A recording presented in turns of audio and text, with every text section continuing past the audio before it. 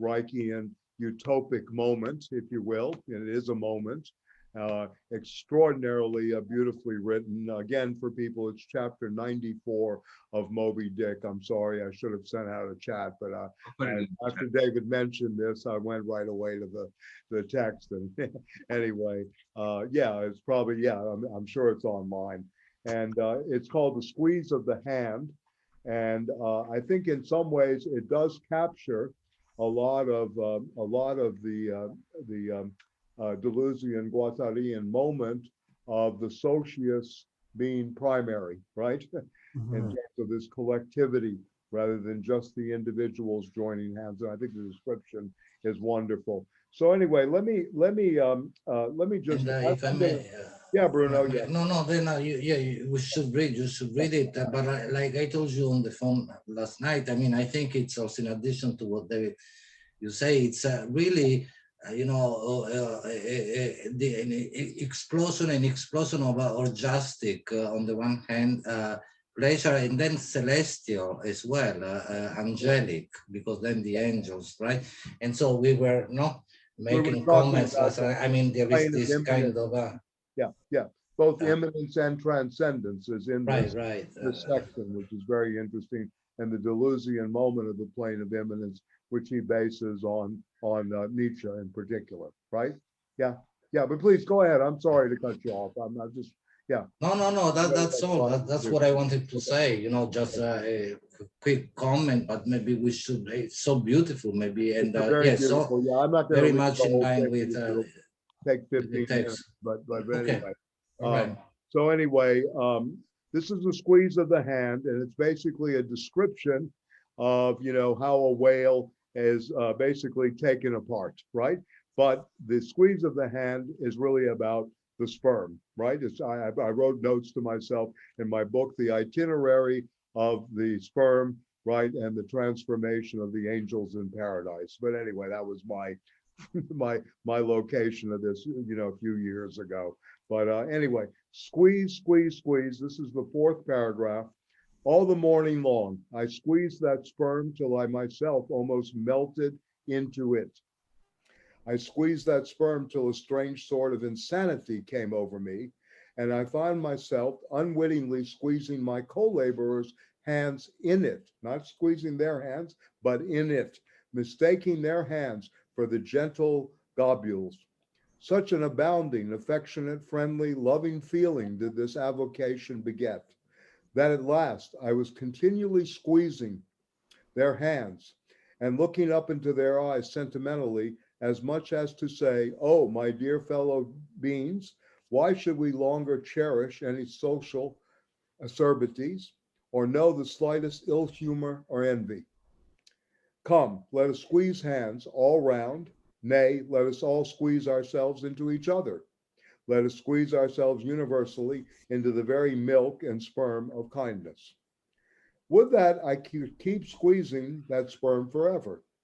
For now, since by many prolonged, repeated experiences, I have perceived that in all cases, man must eventually lower or at least shift his conceit of attainable felicity, not placing it anywhere in the intellect or the fancy, but in the wife, the heart, the bed, the table, the saddle, the fireside, the country. Now that I have perceived all this, I am ready to squeeze case eternally. In thoughts of the visions of the night, I saw long rows of angels in paradise, each with his hands in a jar of spermaceti. Now, while discoursing on sperm, it behooves to speak of other things akin to it. And then we get to the practical part. But I thought this was the more important part, at least for the orgiastic and the coming together, so to speak, right? Anyway, so yeah, Bruno, you want to make a comment? No, I said you said the orgiastic and the angelic, right? The angelic part, which is also very beautiful. But it is amazing. Yeah, I mean, it's yeah.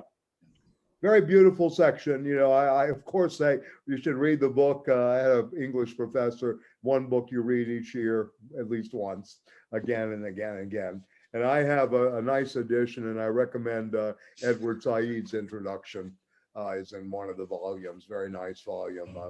put out, and then there's a good chronology of Melville's work, etc. And probably the most anti-capitalist of all, writers in the English language in the 19th century. Pretty clear, as most of you know, he worked as a customs official in New York, but he was on the high seas. And I'm reminded here, speaking of the utopic, his early work on primitive communism, Tipe, the South Pacific Island series that he did early on. And to me, to go back again to this thematic of the Deleuze and Guattarian notion of deterritorialization, and of course, trying to overcode the flows and actually ultimately, deterritorialize the flows that capital does and go beyond it. I'm reminded of the ending of Benito Cereno too. Speaking of Melville, just as another level in which Babo is hoisted on the mast, his head is up on the mast, another very beautiful passage. And Don Benito, right, Cereno, is very, very disturbed by seeing this head of the man. And he's called it's the black. They have no memory like the wind. In a way, this is a kind of, almost a Fanonian moment in Melville, 100 years earlier from The Wretched of the Earth, which I had the good fortune of teaching this week again, alongside the Battle of Algiers.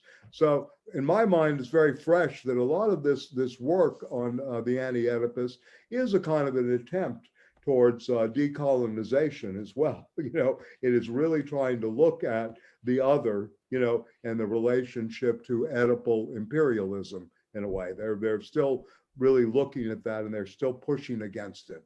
So that's another aspect of this book that I think is really worth touching upon and considering very much. So anybody else? Bruno, you want to say something else to the passage? No, I mean, to keep this in mind, especially when the question of the squeezing and into the universal kindness and so on, right. When we get to, especially I think page 326 and 327, where there is that wonder, I mean, that's pure insanity, right? I mean, we reach a sane insanity in Deleuze and Guattari, in Anti-Oedipus itself. The relation between the body without organs and the various fragments, right, that they are ultimately the same thing, and it is also the same as the desiring machine. Maybe it's too early, but when we get there, I think that this applies very well as at least an illustration. Yes. Okay. Great. Yeah. Very, very good. Yeah. This is in the positive tasks, right? In that section, right? It's the first positive task of schizoid analysis, the section that you're speaking to, right? Yes, absolutely. Because what I wanted to do as well is, go over the new politics for psychiatry, to talk about that, as well as some of the strategies that are involved here with schizoid analysis, what's sort of behind all this. But just to go back, I mentioned, and, I don't want to take up too much time. I'm certainly willing to do this in another session, to go much deeper into the work of Spinoza, which is a very difficult work, the ethics in particular, which is composed of 5 books of the ethics that begins on on God is the first part, and concerning God, concerning the nature and origin of the mind, the origin and the nature of the emotions, human bondage, or the strength of the emotions, and then the power of the intellect, or that of human freedom. And just to let people know again, anecdotally, Jacques Lacan is 16 years old, precocious soul that he was, mapped out the ethics in his bedroom as a youngster. He mapped out all the connections. And one of the great propositions that is worth thinking through constantly is proposition number 7, right, on the order of ideas and their interconnectedness to all things, right, and what is an adequate idea. So this is very, very important, I think, for Deleuze, and certainly for the contemporary work that's going on around Spinoza for the last 30, 35 years, particularly on the left, which started with Louis Althusser, which was an extension of the work by two Communist Party members in France, Fernand Alquier, who wrote a book both on Descartes and then another book on Spinoza, and tried to make Spinoza to the French Academy a materialistic thinker rather than a thinker of theodicy, which he had been, thought of for a long period of time. And then Toussaint, Jean Domingo Toussaint, another one who had a big presence in Spinoza studies. So then this went into Althusser's reading, of which Althusser speaks to Spinoza as the bypassing, if you will, of the Hegelian negation of the negation, and this became a major event in the antagonisms in French Marxist thinking between a Hegelian Marxism, best exemplified by Kojève, somewhat taken up by Lacan in Psychoanalysis, certainly taken up by another generation after Kojève. Then of course the left Heideggerian moment, which the best representative is Kostas Axelos and Jean-Marie Vincent, who Bruno knows his work well on abstract labor.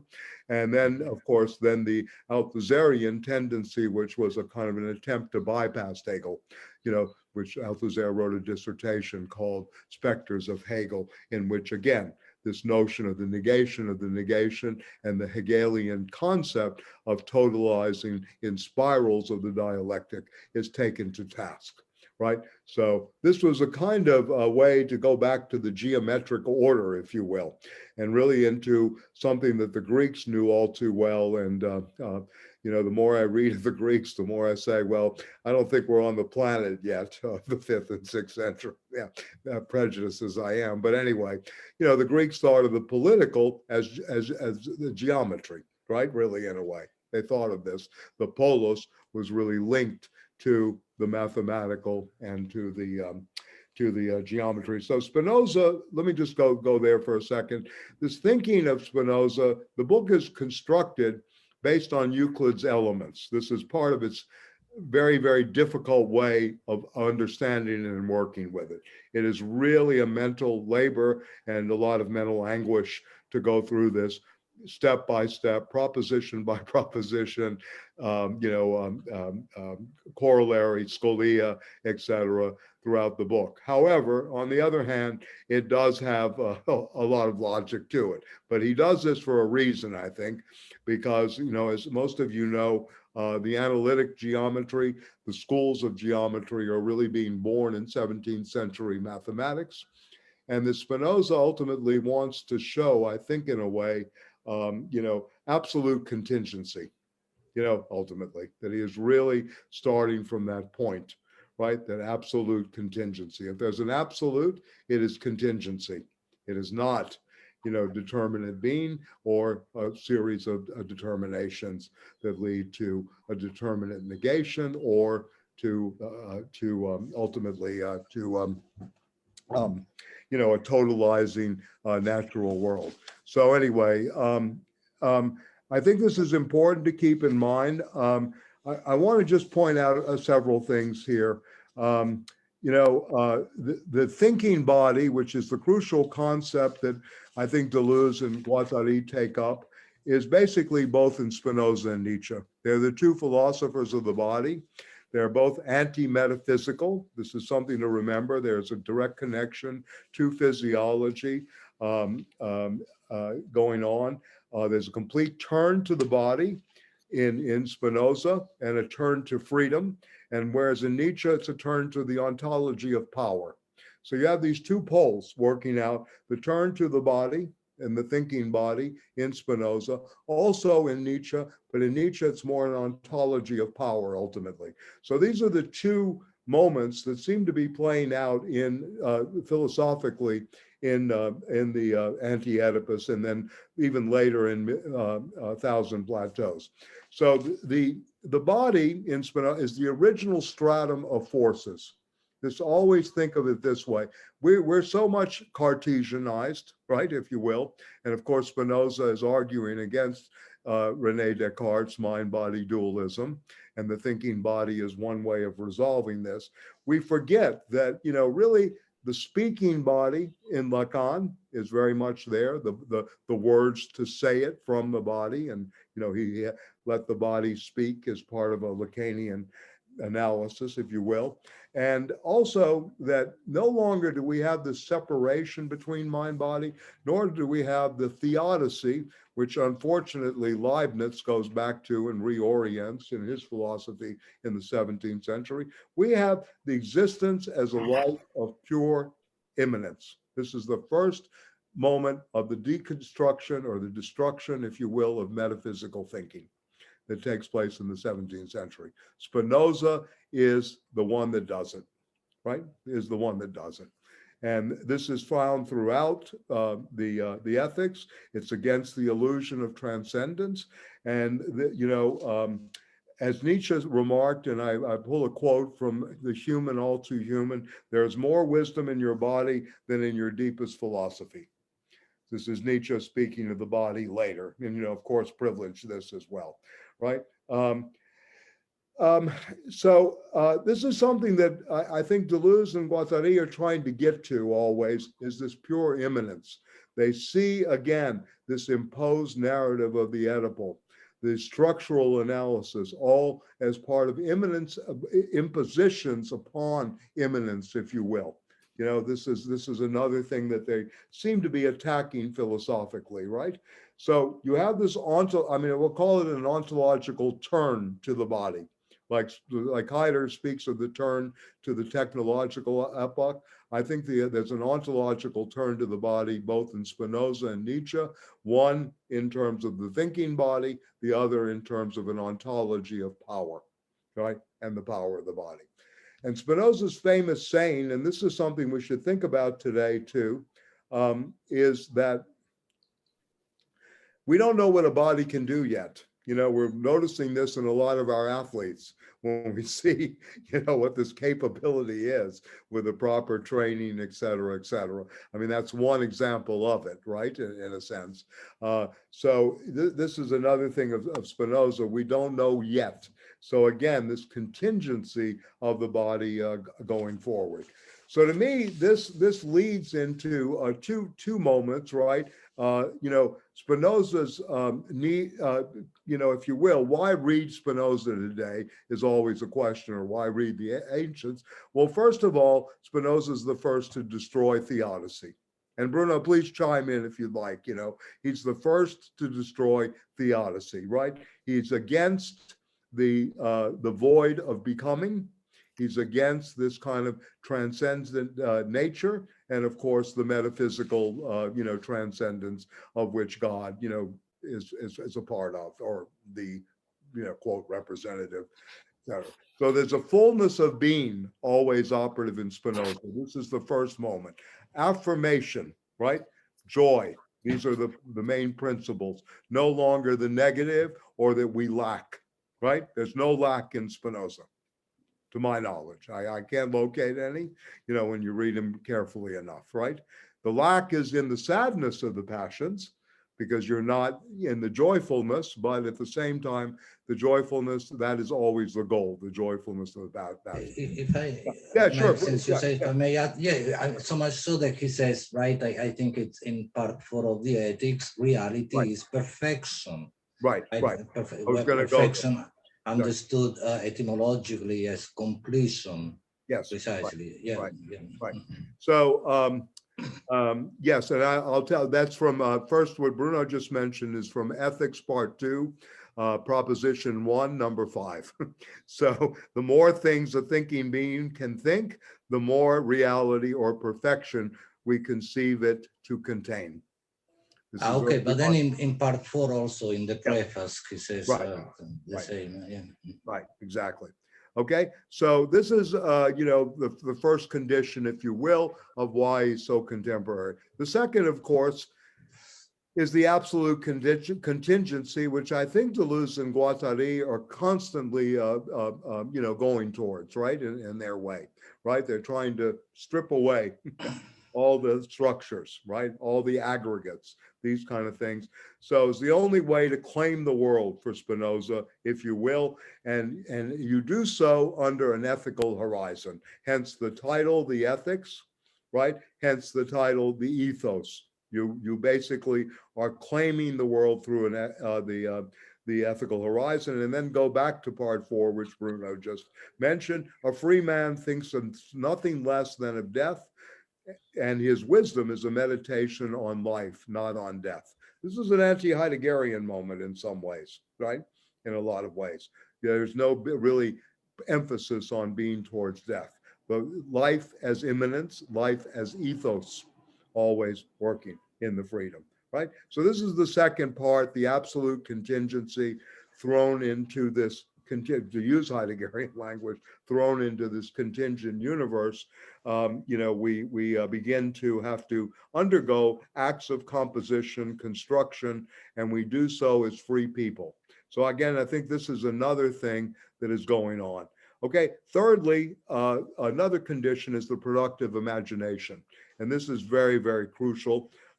Time is not to be used as a measuring stick, right?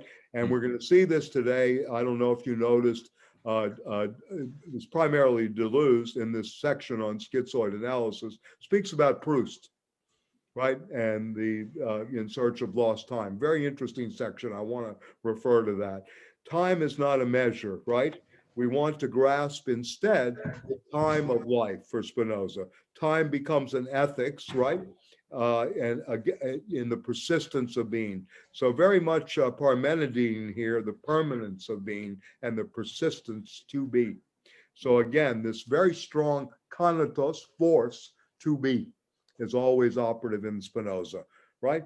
Then, of course, there's another condition why we should read him, the concept of love that is over the body, right? That the notion of emanation, if you will, that things are emanated in the world and everything is on the surface, on the line, if you will. That's another thing. There is really not a depth psychology operating. And I think Deleuze and Guattari are trying to get to that too. Guattari are trying to get to that too. Only the surface. We're only reading surface here. And you'll see that playing out more. And again, I suggest, some readings in 1,000 Plateaus. I certainly can go over that, before we close out, or we can do something on it later. But there is this whole notion of the surface and the line that they begin to go through more and more at the end. I think that's coming from Spinoza too, on the principle of emanation, right? And then, of course, the most interesting thing to me is Spinoza's, role in the world, in the history of philosophy, right? He really represents, Giordano Bruno is killed, burned at the stake as a heretic, right? Oh, not me. Galileo recants, right?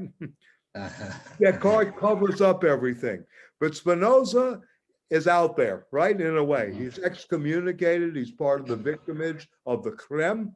The act of, in the synagogue did not let him back in. It took over 300 years.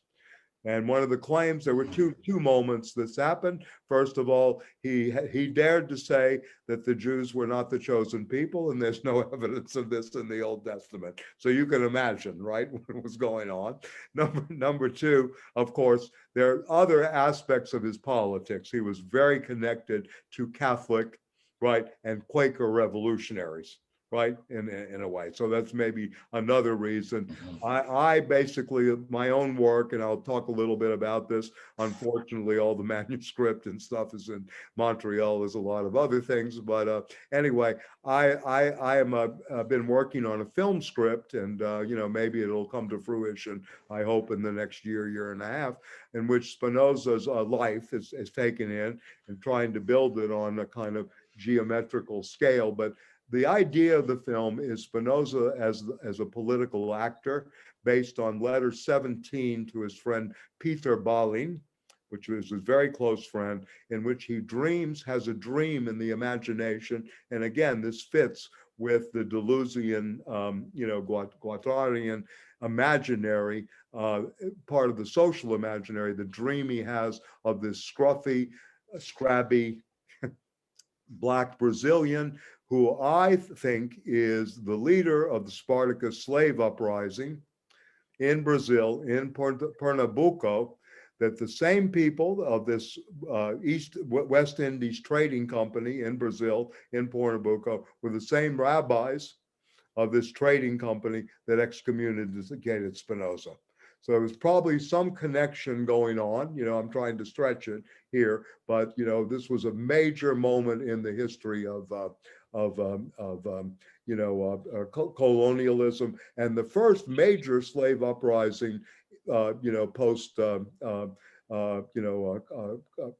post discovery of the quote Americas, if you will, by the European settlers. So, Patrick, you wanted to say something? Yeah, it just is. His family did come from Portugal. Yes.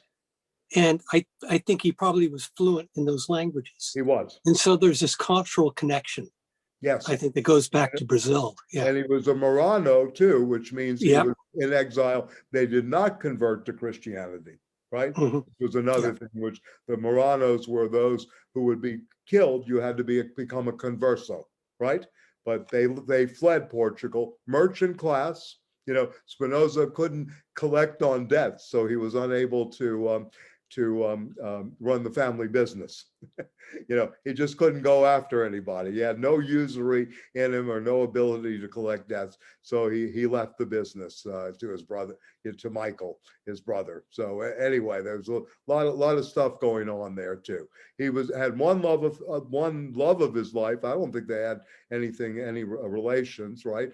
Besides, he saw was his mentor, the Jesuit, who was very radical, who was killed in front of Father Van Ende, right? So Spinoza was around, much more than just saying, look, there's no textual evidence in the Bible that you're not the chosen people. So there are many reasons for this excommunication. But again, to go back to another reason to read him, he's really if for lack of a better term, there's a heroism in philosophy here, on the front line, all the way. Yeah, in many ways. And, had a hard time publishing his work during his time too, because they thought it was heretical. They thought it was very, much against the state. He was devastated by the William of Orange, that house not being put into power. He fought against monarchy. He fought against oppression. And the term multitude, by the way, of which Negri and Hart's second volume of Empire is taken from Spinoza. Yes, Carl. Yep. No social science questions, though. Yeah, no. Okay, I'm just kidding you. Yeah. No. Yeah. Okay. Spinoza question. So, in terms of when you were talking, that I would be interested in hearing you say a little bit more about, or other philosophers here, like Bruno, other people, about why you see Spinoza as an anti-metaphysician, and then how you see that in relationship to Deleuze and Guattari. I read something in passing that some people have, I think, said that Deleuze and Guattari are metaphysicians, that they are, so I would just be interested in hearing that. And then the other thing is just to clarify a little bit more contingency and the concept of eminence. Okay, well, I mean, first of all, Bruno, you go ahead. Yeah. I mean, I can wait until you speak, but that's a very important, and a central moment. I mean, it's very controversial as well. I mean, there is a tendency very often to deny precisely any contingency in Spinoza, and in a sense, he says that himself. But precisely what I called attention to in part 4, and then Michael, you also mentioned the occurrence in part 2. In part 4, however, in the preface, he says literally, I'm reading, by reality and perfection, I mean the same thing, right? So the question, it seems that therefore, because of that we are in the realm of, and Michael, you mentioned Parmenides too, the same problem with Parmenides, a situation in which you have a full sphere, complete, right? That's perfection means completion. And so there is no In Parmenides, there would be no movement. In Spinoza, there would be no becoming, no contingency, and so on.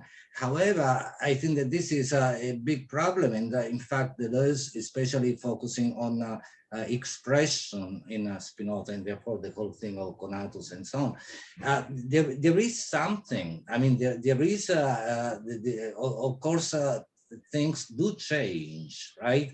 So there is an order of metaphysics that it's not the traditional type of metaphysics where nothing moves, nothing changes. The ontology of production, there is production. Michael mentioned emanation as well. So it is a situation in which you have, I mean, it's not a question of movement, but there is no denial of contingency and therefore an affirmation only of unchanging necessity. Yeah, there is necessity, and that's very important. Bruno, Yeah.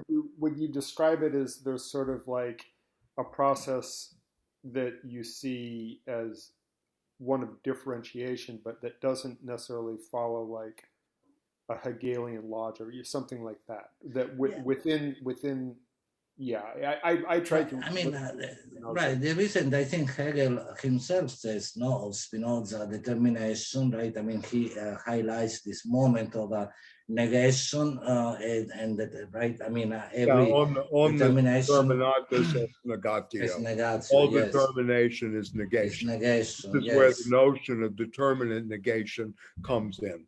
You know. Yeah, right. But the difference, I believe, you know, let's say the movement, let's say in Spinoza, is based on the affections, right? I mean, things, everything is affected constantly, so much so that there is precisely the possibility of going toward one direction of the affects, right, or the other.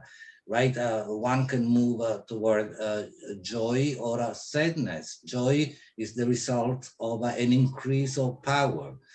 Sadness is the result of a decrease of power. So there is this possibility, this tension, if you will, and it is there then that, of course, human action becomes fundamental, because there is a big distinction in Spinoza between the necessity whereby God or nature, he says God or God and nature, right?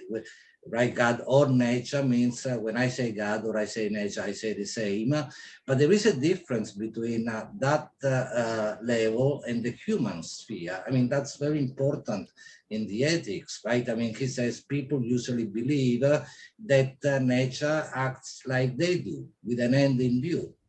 He says, no, there is no end in view whatsoever in nature or God. Right, so there is a pure necessity, let's say, right? I mean, there in nature or God, necessity and freedom coincide precisely. But in human affairs, things stand differently, and that's the big ethical problem in Spinoza, right? Because we can go, we can choose, we can choose precisely, in a sense, servitude, and it is not really that we choose servitude, we choose stupidity, in the sense of Stigler, which then leads into servitude. Or we can try to move toward liberation, right? So this happens in the realm of immanence. I think that one can still speak of a metaphysics of sort. I mean, not the metaphysics, of course, of a transcendence, not the metaphysics of coming, you know, I mean, as a Heidegger says of Nietzsche, that Nietzsche brings to completion, right, the metaphysics that begins with Plato. I mean, this metaphysical split between, right, this world and of material, right, and the transcendent. There is no transcendence whatsoever, that's for sure. But there is on the plane of immanence, there is the possibility of going in one direction or in another. That's, I believe that that's really what the point of the ethics is in relation to human affairs. I mean, let's remember too that ethics comes from the word ethos, which also means the environment, right? It means the general, it's actually, I think, a more powerful word than socius, maybe something we should think through in our time as a working concept, the ethos in which we inhabit, and the ethological, in terms of our choices, etc., is maybe better than using the word socius. So yeah, and Michael, if I yeah, may, there is that wonderful passage in a letter on humanism by Heidegger, where he reads the fragment by Heraclitus, right, in which he says precisely ethos is this, the dwelling place. right, Yes, right, exactly. right. Yeah. So yes, and so we begin to think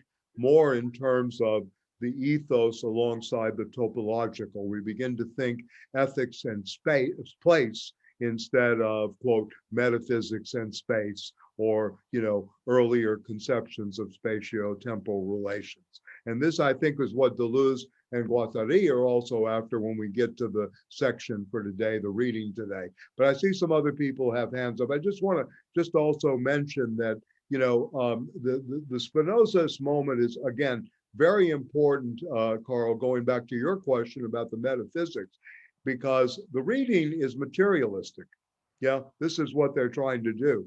That Spinoza is a materialist, not a mechanical materialist like Descartes, or, and again, you have to situate this within the history of philosophy, because we are still dominated by Cartesianism, artificial intelligence, all of these things, allopathic medicine. We have not overcome Cartesianism, unfortunately. There have been many attempts to do so through Hegel, through Heidegger, etc. But Spinoza is the first starting point about this, as Bruno, points out, this drive towards the completedness, the perfection, right? Perfectio, right, in a sense. And I don't really see traces of metaphysics here, but that's another thing too, that the konatos, and again, the mentioning, and we can go with this in psychoanalytic theory about affect, but the force of the affect as well. If you think about force, konatos, yeah, as force and the relationship to affects, and Bruno's absolutely right. It's the affective life that is really the ethos which we have to study, engage, and that's where the possibility, if you will, for freedom really is, right? So yeah. So Josefa, please. Yeah, I'm sorry. Yeah. I just have questions because I haven't read Spinoza, and I'm really interested now. And however, I read a prologue by a friend, a prologue to Negri's book on Spinoza, which book? There are 3 books. Let's say the one that just got translated to Spanish. I think it's in Spanish is ayer y hoy, and today and yesterday and today. Does that sound similar? Yeah, his best book, by the way, is what he wrote in jail, called The Savage Anomaly, Salvagio Anomalia. Bruno can correct my pronunciation. Salvagio, right? Yeah, well, in Italian it's l'anomalia selvaggia, yeah, the savage anomaly. Yeah. Anomaly, yeah, the savage anomaly, and it's a book on the ontology of power. Well, and I think that Deleuze has well, there is Deleuze an introduction, has a preface by Deleuze. One called The Theory of Expression, which is a very formal attempt to look at Spinoza's work that requires a really active reading of the theories of expression. It's a very, very rigorous commentary. It's technical philosophy at its best. Yeah, no, I was saying that I think I may be mistaken that Deleuze wrote a foreword or something for Negri's. He wrote a I think it's that's right. And then also Deleuze wrote a book called Practical Philosophy, in which he begins with Bernard Malamud's The Fixer, going before the judge. And he speaks about how a whirlwind, like he was on a witch's broom when he read Spinoza. And it concludes, yes, he was a free man. So it's a very interesting read. And Deleuze kind of breaks down his thinking. So, you're reading here in terms of the Anti-Oedipus, there's a lot of Spinoza and Nietzsche, primarily coming through Deleuze, the philosopher here. Guattari knows this stuff, but it's really Deleuze's philosophical principles that are added to this, because these are 2 of the 4 or 5 philosophers that Deleuze is closest to, which includes Hume, Bergson, Plato, Spinoza and Nietzsche. Yeah, so very, very important to keep in mind. Yes, Bruno. Yeah. No, I want to say more about metaphysics, but I don't know if Josefa, were you done with the question, or you want to? It was a question to you also. Okay, yeah. Because I was wondering what you said before about Spinoza's affect, because in this prologue that I read to Negri's book on Spinoza, they were talking about I guess the Latin potentia and potere. Potestas is like political power, let's say. Potentia is potency, yes, ontological power. Yeah. So Deleuze, I mean potentia, the how do you say that in English again? Potency. Yeah, but it's well, anyway, one comes from inside, so freedom, as you were saying, Michael, the potentia, that the power comes from within you, and so the other one, the power, which means from above. So right, potestas, yeah. Right. So that's more or less a dogmatic view of I guess the metaphysical approach, because that was my question was, Deleuze is really against this in what we read last semester or last time on Plato, right? He's really against this dogmatic way that where. So my question is that is it that the metaphysics of Plato, where the ideal is the the essence is out there, and so we're just copies of the world. In terms of Spinoza and Deleuze, the concrete, the body is really like you said, the God. So is that what it is? So the potentia is basically here is concrete and is the affect, and then the potere, or the power, is the dogmatic approach. Is that, am I? If I may take on that, I mean, not just, I mean, it's of course a complex, very important question. We had a blackboard, I could map it, but I don't have yeah, right. Yeah, good at but that. The question is, I would not be, I'm not for dismissing metaphysics altogether. So, I mean, that's where I'm coming from. So I do, I mean, if we agree that there is a metaphysics of transcendence and, if you will, a metaphysics of immanence, then we can say, well, I mean, there is a metaphysics in Spinoza too, in Deleuze and Guattari. They speak about the child as a metaphysical being. But Spinoza, for example, right, the question of potency and the question even of nature, when he says nature is natura naturans and natura naturata, right? Nature in nature, and nature, nature, right? I mean, so there is it's not the typical split of a traditional metaphysics, but there is a kind of twofold structure that we find in so many other traditions. In Taoism, it's the same idea, right? There are the mysteries and there is the manifestation, and so on and so forth. I mean, Spinoza at one point uses the word essence in a wonderful way. I mean, I always remember, he says, I say that it belongs to the essence. I say that it belongs to the essence of something, that which given, the thing is given, and taken away, the thing is taken away. What is this if not metaphysics? In a sense, it's not of a transcendence, it is immanence, a metaphysics of immanence. But the question is not terminological, but right? Again, I want to emphasize that, the naturing, it's the participle, it's the active part that's really going on there. It's not so much essence as we understand it, or we're going for the essence of things. It is this activity always that is happening. In a way, it's very akin to process. This is always happening, naturing. And whether it's metaphysical or a metaphysics or a transcendence or immanence or a combination of both is a problem for a long philosophical discussion, I think. I don't think that Deleuze and Guattari are using this in the metaphysical sense. I don't think they're building a new metaphysics. I think they're really looking at immanence. For them, this is really where they really want to go. I don't think this is really about, in another way, if I could read something, and I'll go to you in a second, Carl, I'm sorry. I just want to add something about Nietzsche, because I think this leads very well into what's going. This is the last section of the second essay. And this is, I think, where they're really going in this book. This is kind of the intention or the working background, if you will, if you want to think what's behind the scene here, so to speak. Nietzsche ends the second essay, which is on, bad conscience, a lot about ressentiment, guilt, et cetera, et cetera. I end up with 3 question marks that seem plain. What are you really doing, erecting an ideal or knocking one down? So again, this is an attack on idealism. I may perhaps be asked, but have you ever asked yourself sufficiently how much the erection of every ideal on earth has cost?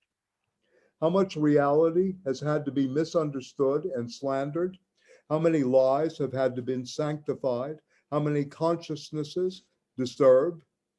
How much God sacrificed, to quote God in quotation marks, sacrificed every time? If a temple is to be erected, a temple must be destroyed. That is the law. Let anyone who can show me a case in which it is not fulfilled. We modern men are the heirs of the conscience-vivisection and self-torture of millennia. This is what we have practiced longest. It is our distinctive art, perhaps, and in any case, our subtlety in which we have acquired a refined taste. Man has all too long have had an evil eye for his natural inclination, so that they may finally become inseparable from his bad conscience.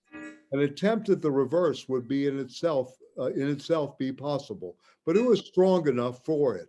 That is, to wed the bad conscience to all the unnatural inclinations, all those aspirations to the beyond, to that which runs counter to sense, to instinct or drive, to nature, to animal. In short, all ideas hitherto which are one and all hostile to life, and ideals that slander the world. To whom one should turn today with such hopes and demands? What it would have precisely the good men against one, and of course the comfortable, the reconciled, the vain, the sentimental, and the weary. What gives greater offense, what separates one more fundamentally than to reveal something of the severity and respect with which one treats oneself? And on the other hand, how accommodating, how friendly all the world is toward us as soon as we act as all the world does and let ourselves go like all the world. The attainment of this goal would require, and I think this is very significant to everything that we're doing with this book in a sense, would require a different kind of spirit from that likely to appear in the present age. Spirits strengthened by war and victory, for whom conquest, adventure, danger, and even pain have become needs. It would require habituation to the keen air of the heights, to winter journeys, to ice and mountains in every sense.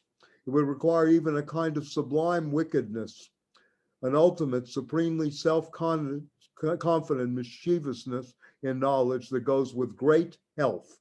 And this again is, I think, where they're going against the metaphysical, theological tradition, etc. It would require, in brief, and alas, precisely this great health. Is this even possible today? And I think this is the question, again, Overcoming Servitude opens up, and with Deleuze and Guattari and Foucault's introduction is really going towards. But someday, in a stronger age than this decaying, self-doubting present, he must yet come to us. And what David opened with, the Ubermensch and all the confusion around this, the redeeming man of great love and contempt, not only of love, but of contempt too. The creative spirit, whose compelling strength will not let him rest in any aloofness or any beyond, again, against any metaphysical tendencies, whose isolation is misunderstood by the people as if it were a flight from reality, so that when he one day emerges again into the light, he may bring home the redemption of this reality. Its redemption from the curse of the hitherto reigning ideal has lain upon it. This man of the future who will redeem us not only from the hitherto reigning ideal, but also from that which was bound to grow out of it, the great nausea, the will to nothingness, nihilism, the bell stroke of noon, and of the great decision that liberates the will again and restores its goal to the earth, again, the earth, and its hope to man. This antichrist and anti-nihilist, the victor over God and nothingness, he must come one day. What am I saying? Enough, enough. At this point, it behooves me to be silent, and I'll usurp that to only one younger, heavier with the future. He goes on, and then he praises his creation of Zarathustra. But I think this is very important to keep in mind. I think they're coming very much from this, that the Nietzsche of the genealogy, the Nietzsche of the will to power, and the Nietzsche of the twilight of the idols, which again, to me, is a destruction of going back to where Josefa was talking about the old Platonic realm of ideals and the dogmatism that goes from that, which is the twilight of the idols is a complete destruction of that. It also poses the problem of Socrates as a speaker of the rabble, right? In a sense, the dialectic itself is a weapon for the rabble and is not the way, in a sense, to go. And this is maybe why Deleuze and Guattari talk about, connective, disjunctive, and conjunctive syntheses. So I'm just trying to situate this again within the Nietzschean, moment as well, right? The Spinozist moment is also very important. I think very important for the body without organs, and we can talk about when we get there. But anyway, Carl's had his hand up for a long time, and anybody's free, of course, to make comments about Nietzsche. But I really see Nietzsche, playing out here in terms of these philosophers of the future, this beyond good and evil, is now at the point of where they're really trying to take that risk, right? Outside of the metaphysical tradition, the history of philosophical, conceptual tradition, and build something very new. Yeah, Carl, please. Yeah. Oh, yeah. So no, that's all very interesting. Let me see if I could just do this. When I was thinking earlier, when I asked about, the notion of differentiation and sort of how this ties back more directly to the text, I guess kind of what I was thinking of listening to, the talk about Spinoza, I read a little bit of it this week. It is a very difficult text. And then I think, one of the things are, that there's a differentiation within Freud, perhaps, and within Lacan. And it seems that one of their critiques is that these differentiations are that it's understood in the form of a structure, right? That there's sort of the structure of Oedipus. There's the structure of the signifier. And then there's this, their critique of the role of the signifier and signification. As I see it, that fundamentally what they're doing is they're critiquing the notion of how you produce desire as lack. And it seems like, there are moments where they say that this actually happens. We are all actually Oedipalized through the family. And then there are moments where it seems like they're almost talking more about a function of psychoanalysis, and the psychoanalytic construction itself is what introduces lack into the subject. It's what introduces lack into desire. And then they seem to be, again, juxtaposing this to schizoanalysis and this different notion of differentiation, which is outside structure. And that's kind of, what I was asking about, eminence. I mean, there are a couple things that just, passages. I know we like reading whole paragraphs, but I'm just going to read, this passage. But, this is on my version 309.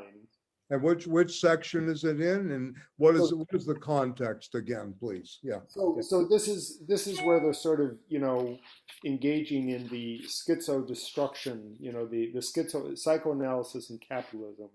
Wait, is that section it's in? Yes, I think so. Well, 309, they're already into the introduction to Schizoid-analysis. Right, yeah, We're well beyond the holy familialism and right, the right. historical, rethinking. So Right, yeah, yeah. what So, section? there's this section, intensities under which a unit of matter always fills space in varying degrees.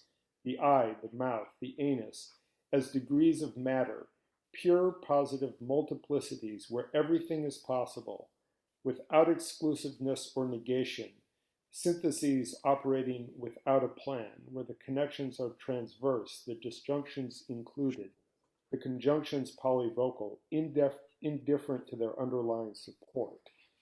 And it seemed to me that maybe, like, my question is, how does that relate to perhaps Spinoza or this other attempt at kind of a non-Hegelian way of thinking about differentiations? I mean, it goes back to the Markov chain we were talking about last week, and sort of this idea of generating processes that are open, contingent, non-determinist. And again, I'm sort of, this is kind of off the top of my head, but it seems like fundamentally what's at stake for them is to think about a new way of approaching desire. And they're trying to essentially. They're not approaching desire. They're asking again. The whole book is really turns on the ethical question that's addressed on page 29. If I can return to that for a second. But let me just. But anyway, I mean, the Markov chains and all that, they may just be showing off what they know, and then they'll go back to this later. Well, but the ethos itself is something that is really the stake here in some ways. That. Yeah. But go ahead. Let me. I don't want to overemphasize Markov chain, but I think that particularly glancing a little bit where Guattari goes with this, and later the notions that begin to develop of assemblage, things like this. I actually think that whether they mean it literally or not, that there's actually, they're looking for other ways to think through this problem of, how do we sort of abolish Oedipus? How do we sort of abolish Lacan? I mean, I think there's a big. No, but if you read it carefully, the section on schizoid-analysis is very much praiseworthy of Lacan. They actually point out to all of his innovations. It's going on throughout that section about what he brought to psychoanalysis. Page 306 in my book, the path marked out by Lacan led to a completely different direction. He is not content to turn like the analytical squirrel inside the wheel of the imaginary and the symbolic. He refuses to be caught up in the Oedipal imaginary and the Oedipalizing structure. The imaginary, identity of persons and the structural unity of machines, everywhere knocking against the impasses of a molar representation. I think they're very fair to Lacan. I think they give him completely his due here. And they're not really, I mean, the Anti-Oedipus is not about, again, it's a structure thereafter. You don't have Oedipus during the Aquinian moment in the Middle Ages.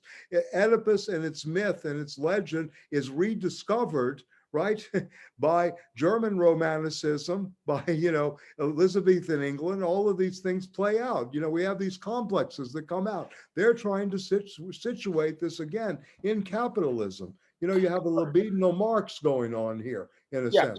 And then how the edifice is built on this and how its time is really kind of gone now today, right? Yeah.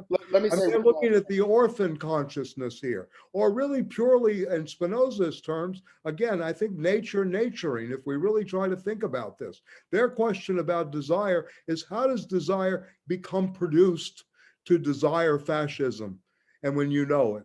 Noam Chomsky will tell us, we should have known about Israel. If we had known about Israel and what they do in Palestine, we would have done something about it. Nothing's further from the truth. Right, in a sense. Yeah. If you know something, you don't necessarily do anything about it. The psychoanalysis, Freud and Lacan have great categories for this. Disavow instead of denial. We don't deny, we disavow. I know it's the case, but I can't do anything. This is what maybe that proposition, if you want to rewrite Spinoza's ethics, might be a good starting point. I know it's the case. I know this is shit. I know that what's going on today, everything happening, right? But at the same time, I do nothing about it. I have nothing at all, et cetera. And what is that desire that has been produced in me? I'm a member of the union. I'll give you an example. They don't want to get a strike authorization vote, even though my union has been, I'm not active because they don't like me. You know, they make sure I'm not in the room because I raise trouble. But anyway, all to say, we've been on strike more than any university in the United States over the period of the last 25 years. But now this cast of characters doesn't want to upset the administration. So where does this desire come from? What's going on in terms of authoritarian and, authority structure? I'm not saying this is due just to Oedipus, but it's part of what happens. We know this is the case. We know that the president's running the place into the ground, but we don't want to do anything about it. And we give up our only weapon, the strike. Right. Yeah. No, I get that. I mean, I guess that, and I want to I know other people, I don't want to. Yeah. But Okay. Okay. I'll come back. Yeah. Patrick, yes, please. Yeah. And Chris. I know. I think Chris was before me. Oh, okay. Let Chris go. Yeah.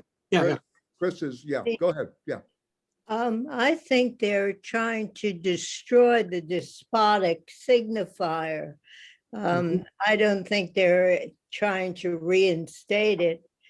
Oedipus is the despotic signifier, the Saussurean Oedipal signifier that they want to get rid of. In difference in repetition, Deleuze quotes from Borges' story, Pierre Menard. I don't know if you're familiar with it, but Pierre Menard is a short story in which a man endeavors to copy the Cervantes Quixote. Yeah. Yeah. What? Yeah. Don Quixote. Yeah. Don Quixote. Yeah. Word for word, exactly, with comma and everything, without changing a word, and yet be completely different. Right. I think what he wants to point out is that the signifier has been destroyed by doing that. That's my point. Okay, good. Yeah. It's a great short story, by the way. Yeah. It really brings up the question of same and other, sameness and difference that has a long tradition in the history of philosophy, the history of representation, and all of these matters. Yeah. Very good. Patrick, please. Yeah, sorry. Yeah, a number of things. I mean, there are different Lacans. You can take the early Lacan, later Lacan. I think they're actually turning the later Lacan against the earlier Lacan.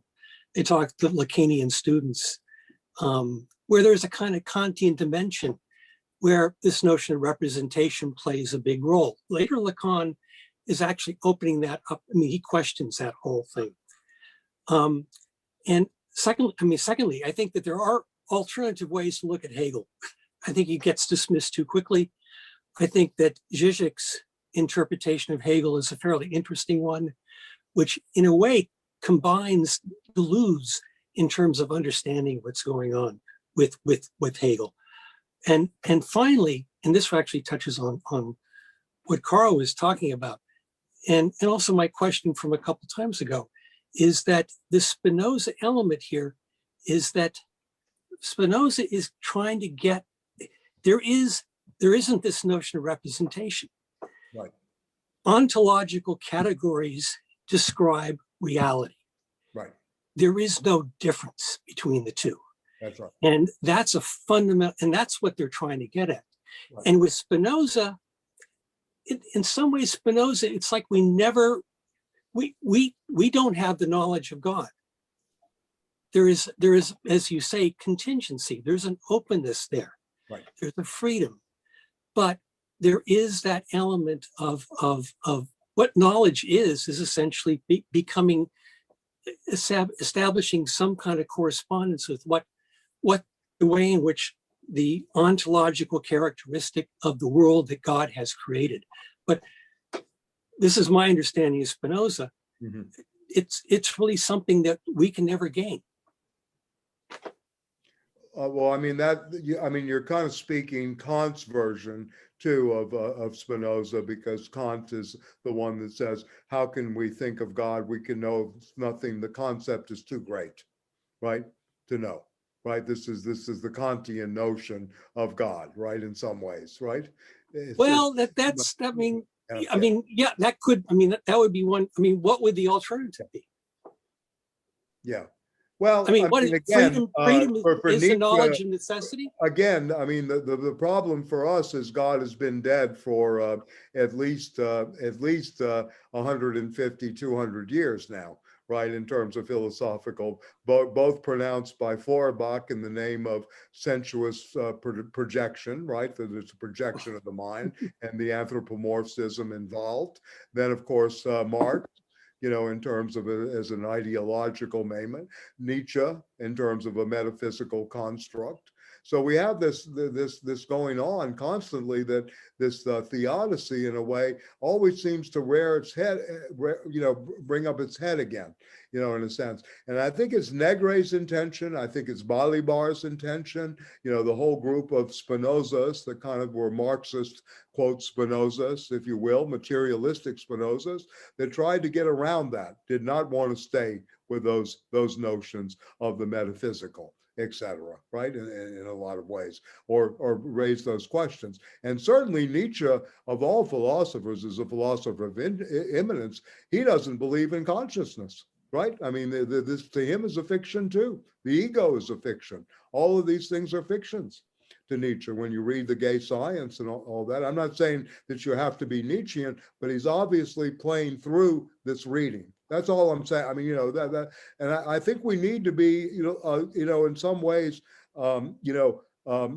conscious of this, because Deleuze and Guattari are certainly very conscious of all these developments, right, in terms of the history of philosophy. This, again, is an attempted, not synthesis, but I think it's a dialogue that ultimately goes on between Nietzsche and Marx. One way of framing it, at least the way I kind of read it at one fundamental level, is a dialogue between the Nietzsche of the genealogy, the Nietzsche of the will to power, the Spinoza of the ethics, and that of Marx, right? And Marx's critique of political economy and his notion of production.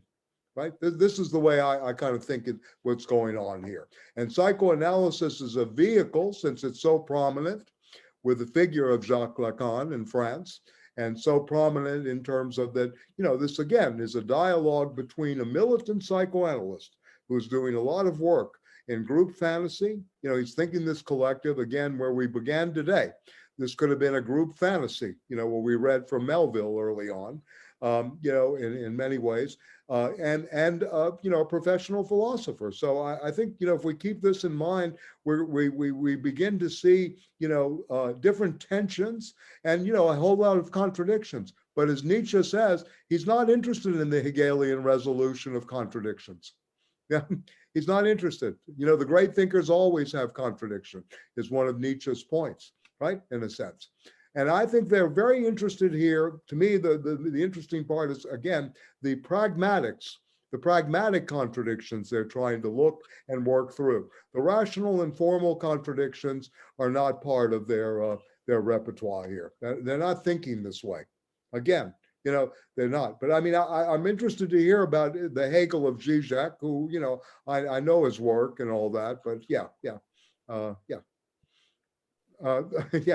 I mean, how it overcomes this in a way. I don't think they're going anywhere close to Hegel.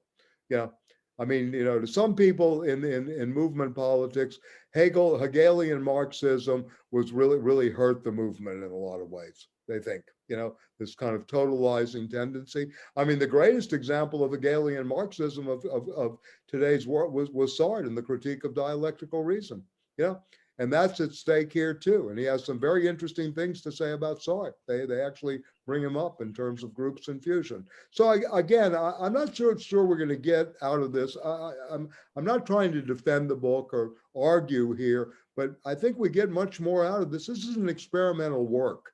It's not, it's a work, if you will, more of art, of high levels of abstraction. It's not meant as a logical treatise. And when it was taken up as something like that, most people trashed it. It has a long history. I mean, I can go through all the names who went after this, everybody in France, except, a very advanced group around Jean-François Lyotard, Derrida, etc. The kind of avant-garde of French philosophy, took to this book, or at least borrowed from it and did something with it.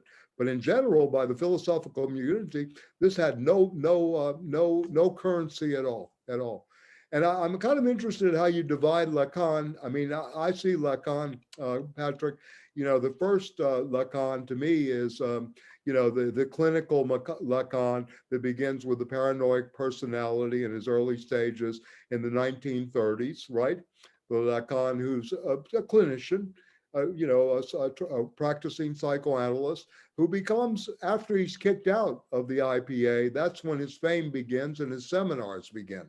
In 1951-52, when he begins seminars on Freud, per se, technique, the concept of the ego, that leads up to the 1964 fundamental concept of psychoanalysis. And then, of course, which book I think they're replying to, and it would be a great experiment too. Again, I'm just throwing out intertextual possibilities here, but to read the other side of psychoanalysis, the book that Lacan, the seminar that he did after May of '68, and compare it to this book, because Lacan's very pessimistic about movements in the other side of psychoanalysis. Very interesting thing. And as but by the 70s, he's really into mathematics. He's really into mathematically formalizing the unconscious. This is the drive that's happening at that point. So he has his day in the sun, with the clinic, and the people attending his seminars, and all these seminars that have been very anally let go by Jacques-Alain Millier, his son-in-law, for many times, right? And whole movements. And there's been a real struggle, if you will, as I mentioned in the class earlier, for the inheritance too.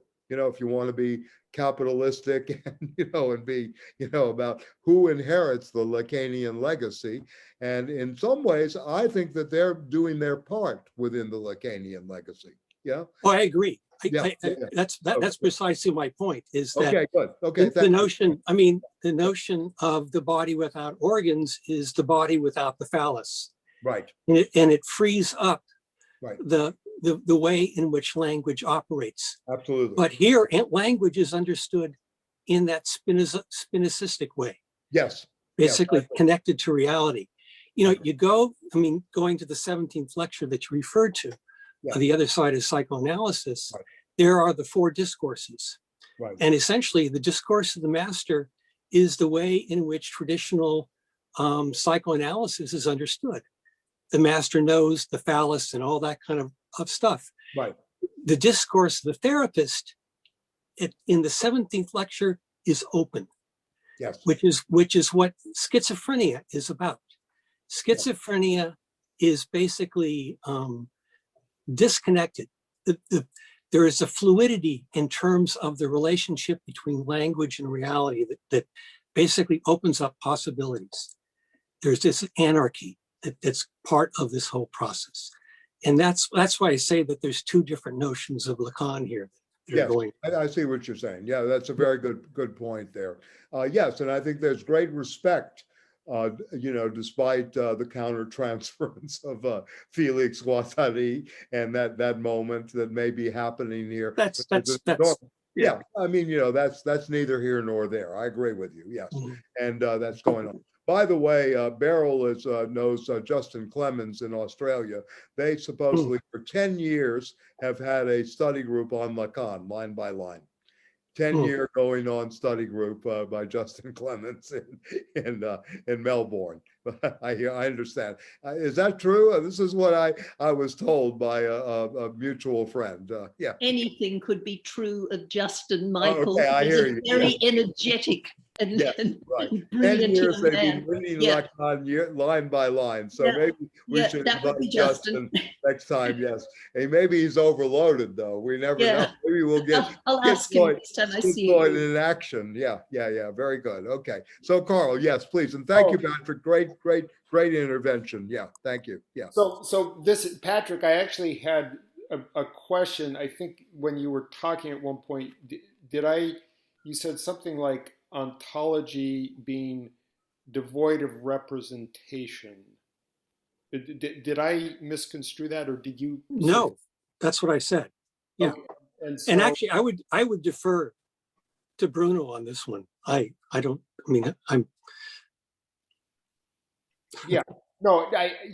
So I'm again thinking out loud a little bit, but I guess one of the conclusions I've come to about this book is in terms of the question you posed, Michael, why do people come to desire these things that we desire? Why do we desire our own subordination? I don't think this book answers that.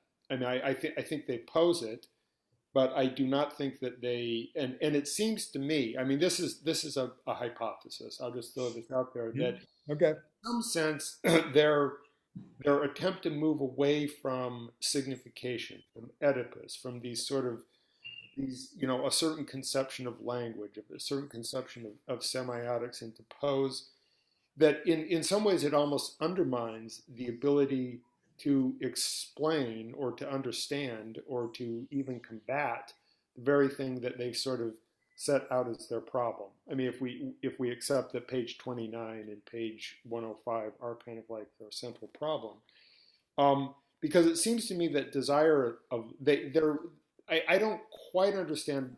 I do in terms of what they then counterpose as desiring production, but it seems to me desire as lack is actually very important to understanding why people would desire and even experience pleasure in domination. Now, I'm not a psychoanalyst. I feel like I'm out of water that I am comfortable with here. I would be very interested in hearing other opinions on this, but it seems that's my sense, is that again, going back to Spinoza, I think it's very crucial in what Bruno was pointing out about joy and sadness, and the good affect and the bad affect, or the affect of joy versus that of sadness, that really what they're going for here is affirmation, right? This is really underneath it all. If you propose desire as lack, and lack of something, and that we're always desiring for that lack, we're taking away from life itself, or the immanence of life. This is one of their points vis-a-vis Spinoza, and I think also Nietzsche, that you have this tendency then to reproduce envie, and ressentiment, right? This is really what's happening here in a way. They want to avoid that. They want to avoid that and move into the joyous, or, again, this affirmation of life itself. Thinking through this way is really where they're trying to go. Call it a Lebenswelt philosophy, call it a Lebens philosophy in some sense, maybe not in a way. But I think it's much deeper than just that they're, bypassing or don't try to at least build some kind of solution or have something on the other side of lack. Right? They really want to get outside of this, right?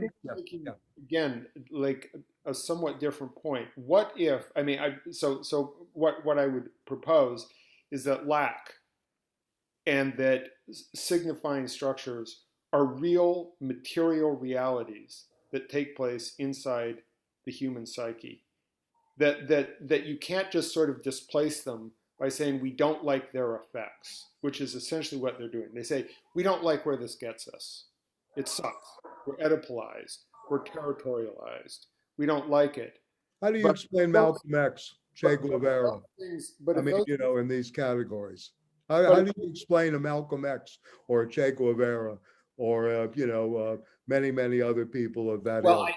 How do you really explain beyond? No, I'm making, I think, a point here in a sense, because they're not experiencing lack or castration, and they're not experiencing what Deleuze and Guattari are really suggesting as, yes, lack is part of political economy. Planned lack is what goes on from Africa to Palestine to etc. We understand all these things. These are not, rocket science to understand this kind of planned lack and see it play out in this thing. But again, they're trying to go way beyond that.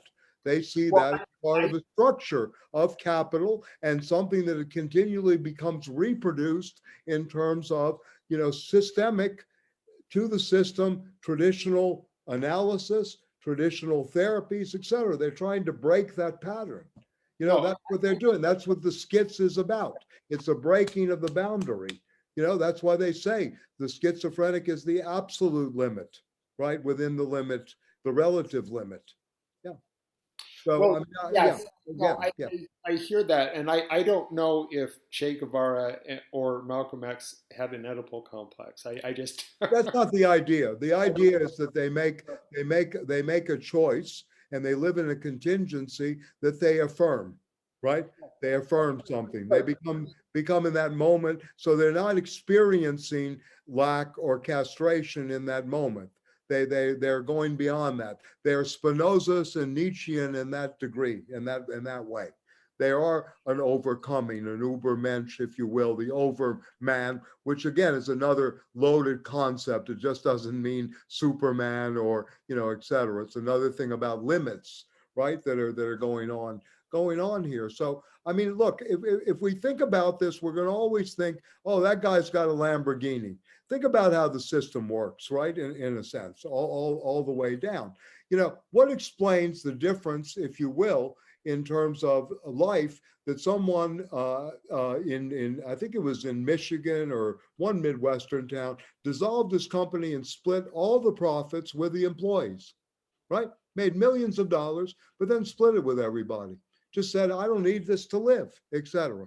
And then how do you explain the Melinda Gates breakup, or the, Bezos, whatever her name is, Mackenzie, I forgot her name anyway. Everybody jokes with me that I missed out, she went with a high school teacher. I mean, anyway.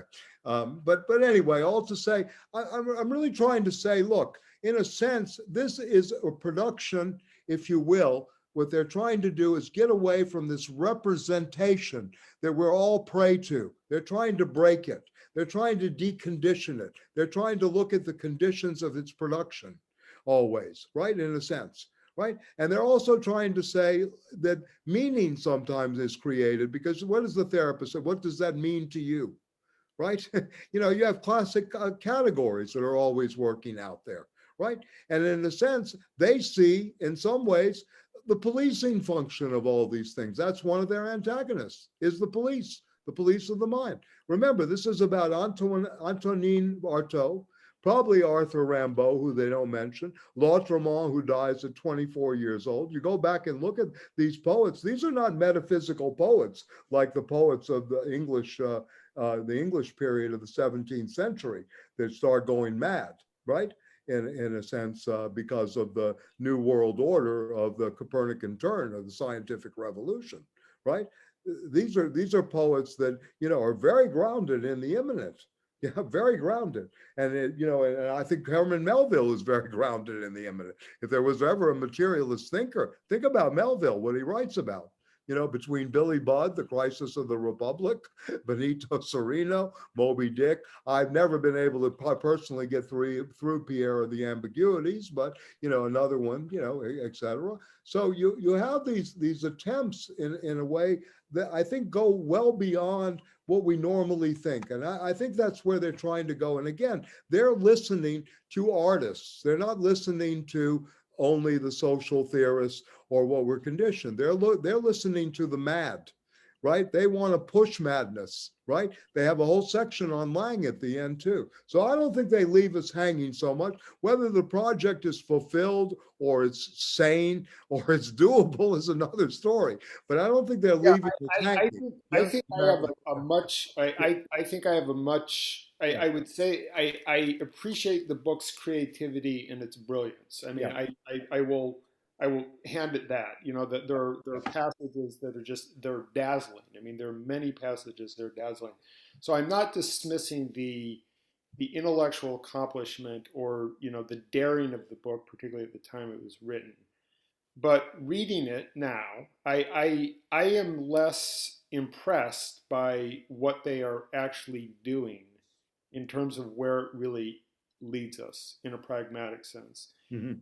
And sort of, you know, again, like I don't think they allow us to understand why people in your union desire what they desire. I think that they just sort of posit that there's certain structures operating, and again, that they just don't like them. They don't like their effects. It's a consequentialist argument. These structures, these discourses, these ways of thinking lead us here. Oh, I think they're undoing conditions. I Well, think but see, I sort of see them as saying here being, you know, the point of subjugation, and without actually explaining how those structures emerge. So I don't necessarily think that there's an ontological inherent quality of lack and desire. That may be a particular production of capitalism, but I think if we want to overcome it or resist it, we have to first understand more about how it's actually constituted. That I think is the point. And then this is, you know, another thing, but I'm beginning to, you know, wonder, like, well, what are they really proposing? Like when they talk about leaving and they talk about exit and they talk about flight. My question is, who is being left, right? I mean, there's something I find problematic about how they are sort of couching this kind of liberatory image of desire. I mean, it almost seems to me that what is being left, what is being exited from, is the attachment to the global person. That I like, you've put it in the sense of, where does care come into this? Care is a reciprocity that in caring for others and having others care for us, it creates vulnerability and we can be left, right? There's fear. I mean, that's inherent in. Yeah, no, I understand that. That's one thing that I would bring from Heidegger to a work like this as an ontology of, you know. Yeah. So these are just some of the things that okay. I'm reading this. No, those are fair questions. Yeah.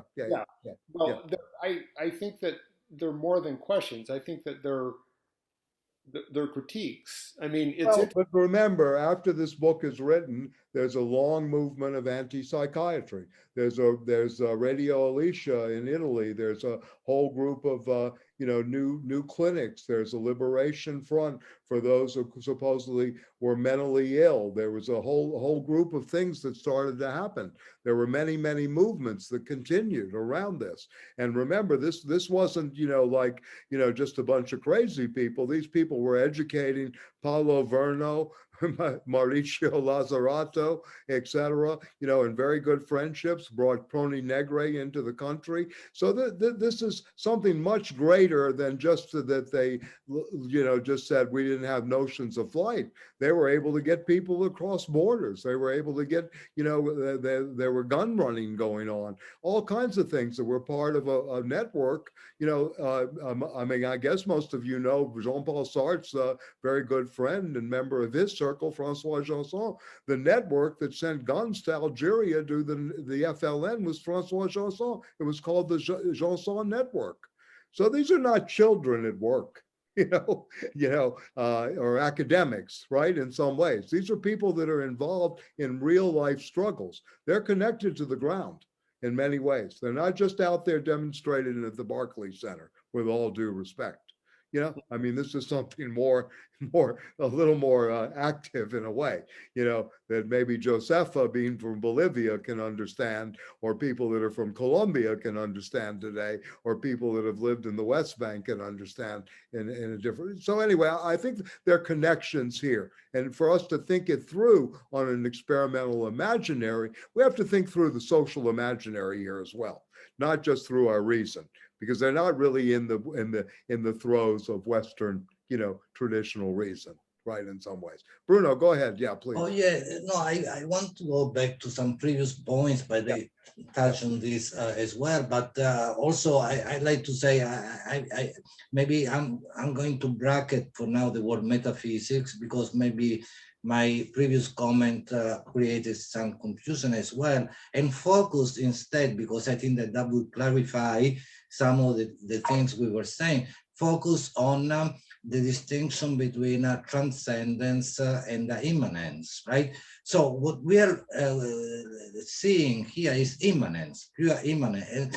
Yeah. You made reference to Nietzsche often, and another way of saying that, the affirmation, right? I mean, Nietzsche says to say yes to life.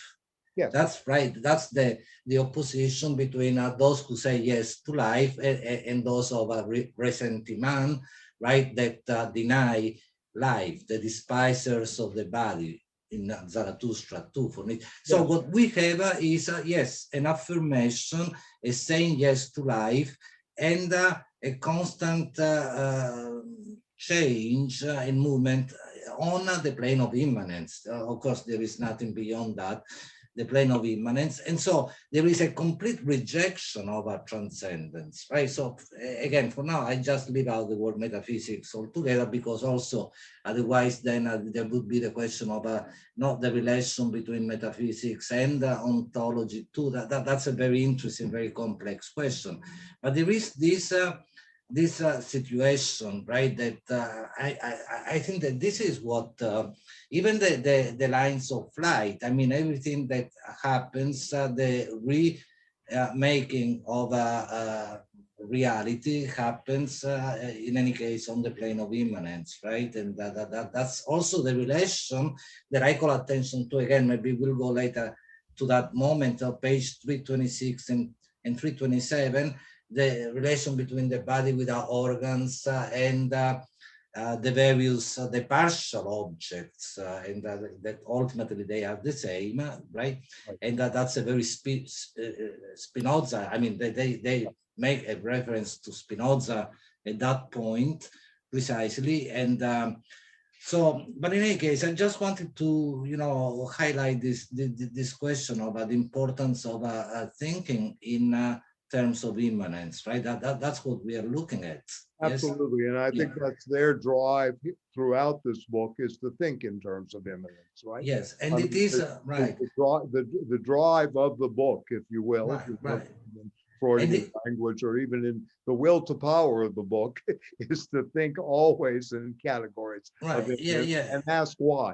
Why the theater? Why the structural? Exactly.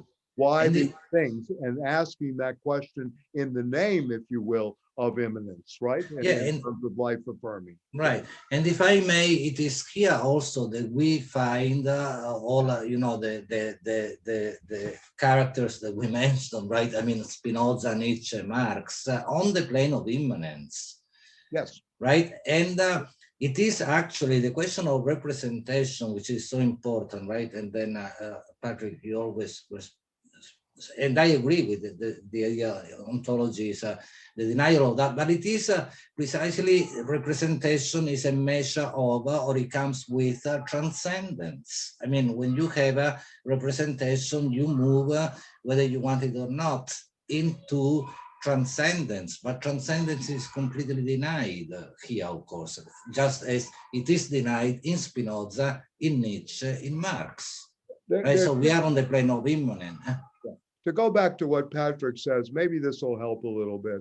When Descartes is asked, and this is something about metaphysics as well, you know, he's asked by Picot, you know, his friend, you know, what is you know, physics, and what is science, and all of that. He says, look, the sciences are composed, the trunk of the tree is physics, right? All the branches are the other disciplines, psychology, et cetera, et cetera. But the roots are metaphysics. This is Descartes speaking, right? In many ways. But then you get to this problem that Heidegger seems to rework in a very interesting way, a la Descartes. Certainly Spinoza responds to that too. And some people, again, such as Einstein, read Spinoza as a theoretical physicist, that he is the one that can umpire the debates between indeterminacy and determinacy, and whether the Heisenberg, Einstein conflict about certainty and uncertainty, or undecidability and decidability in other disciplines. So anyway, Heidegger comes along in 1927 and before that, and he shakes up where he rewrites the history of ontology, right? This is what being in time really is in the beginning. It's to set up new foundational ontologies of what, absolutely, you're right, being as non-representation, right? Right, is at the bottom always. And that the discourses, right, are all branches, again, of the ontological. So the biological, if you reduce this to the biological, you're in a sub-discipline outside of the ontological. You see what he rewrites this. This is a very crucial part that is very not underestimated and under theorized and talked about in Heidegger. The fundamental ontology, how it's being rewritten. So psychology, biology, all the disciplines that come out of the 19th century become branches on the ontological grounding. He's really searching for this new foundation. So he has this moment of the fundamental ontology of where maybe we could talk about, metaphysics in some ways, and the foundational ontology, what happens to do with the disciplines. So ever since Kant, and this is very important for our time because we're living in a very over-specialized universe, to put it mildly, right? Very over-specialized universe. Nobody has range anymore or breadth of knowledge or the ability to move, laterally with these things. And I go back to Spinoza's great proposition of ideas and things all being interconnected. But anyway, all to say that Heidegger's, proposal here was to, again, ground everything on the ontological, and we have really forgotten that. We're all in these over-specialized disciplines, these regions in phenomenological terms of consciousness. We don't really see the whole anymore. And whether it's the Hegelian whole, that's another story, or if it's the Heideggerian, how do we learn about how things work? And this may help with this whole thing of capitalism and schizophrenia. Heidegger spends his whole time on things by looking at the broken hammer. This is the metaphor. It's the broken hammer that teaches us, right? In a sense, not the Oedipus, on the couch, so to speak, right? It's the broken hammer of where we get the knowledge, etc. And this again is a way of looking, and we have to make distinctions here, and I think Bruno's good at this, between the metaphysical, the ontological, first philosophy versus metaphysics too, as well as, the difference between ontology and epistemology. That's another tradition that we're really, taking out. So I don't think they're really trying to build a new epistemology right here, in a sense. But they're trying to maybe set up a kind of new ontology that is reflective of, if you will, the post-May 68 or the post, if you will, modern condition, to play on Lyotard's book. So I think this is important. Yes, Bruno, please. No, and also because, we spoke so much about contingency, I think that maybe we should also, and Spinoza today, we should also think about Leibniz, right? The philosopher of contingency, who is different in many ways, but also relates in many ways to Spinoza. And the question of contingency, and by the way, that's very close to, since we spoke about Melville today as well, Bartleby, right? I would prefer not to. Why something happens rather than not? Why this happens rather than that? Right? That's the question of contingency, which is you know, I mean, and the question of also certainty is not the utmost of probability. That's what you know, Leibniz says. It's not necessity. It is usually confused, right? Mistaken for necessity. It is certainty, but it is in the field, in the realm of contingency. But that realm of contingency, let alone the fact that Leibniz, yes, he was a metaphysician, it is still on the plane of immanence, right? Right. I mean, it is the accident that happens, but it can also not happen up to a certain point, right? So that's another, you know, moment of reflection, perhaps, that since we are speaking about contingency as well and ontology. Yeah. But could I ask a question? This is to Bruno and Michael and Patrick. I'm still stuck on this question of representation in ontology. I mean, I'm trying to understand what this means, and for me, it's very interesting because it kind of relates to some of my work as a political economist and thinking about money and value. And you know, in Marx, you have various expressions about how abstract labor is expressed. I think the term Marx tends to use is not represented, but expressed in money. And but more generally, I guess I'm getting, you know, like, how do you? I'm a little. it's not clear to me, like, you know, a representation or a sign or some element that has a signifying function. I mean, it seems that does take place, and there are certainly, like, in, you know, economics or capitalist accounting methodologies, which they actually talk about earlier in the book.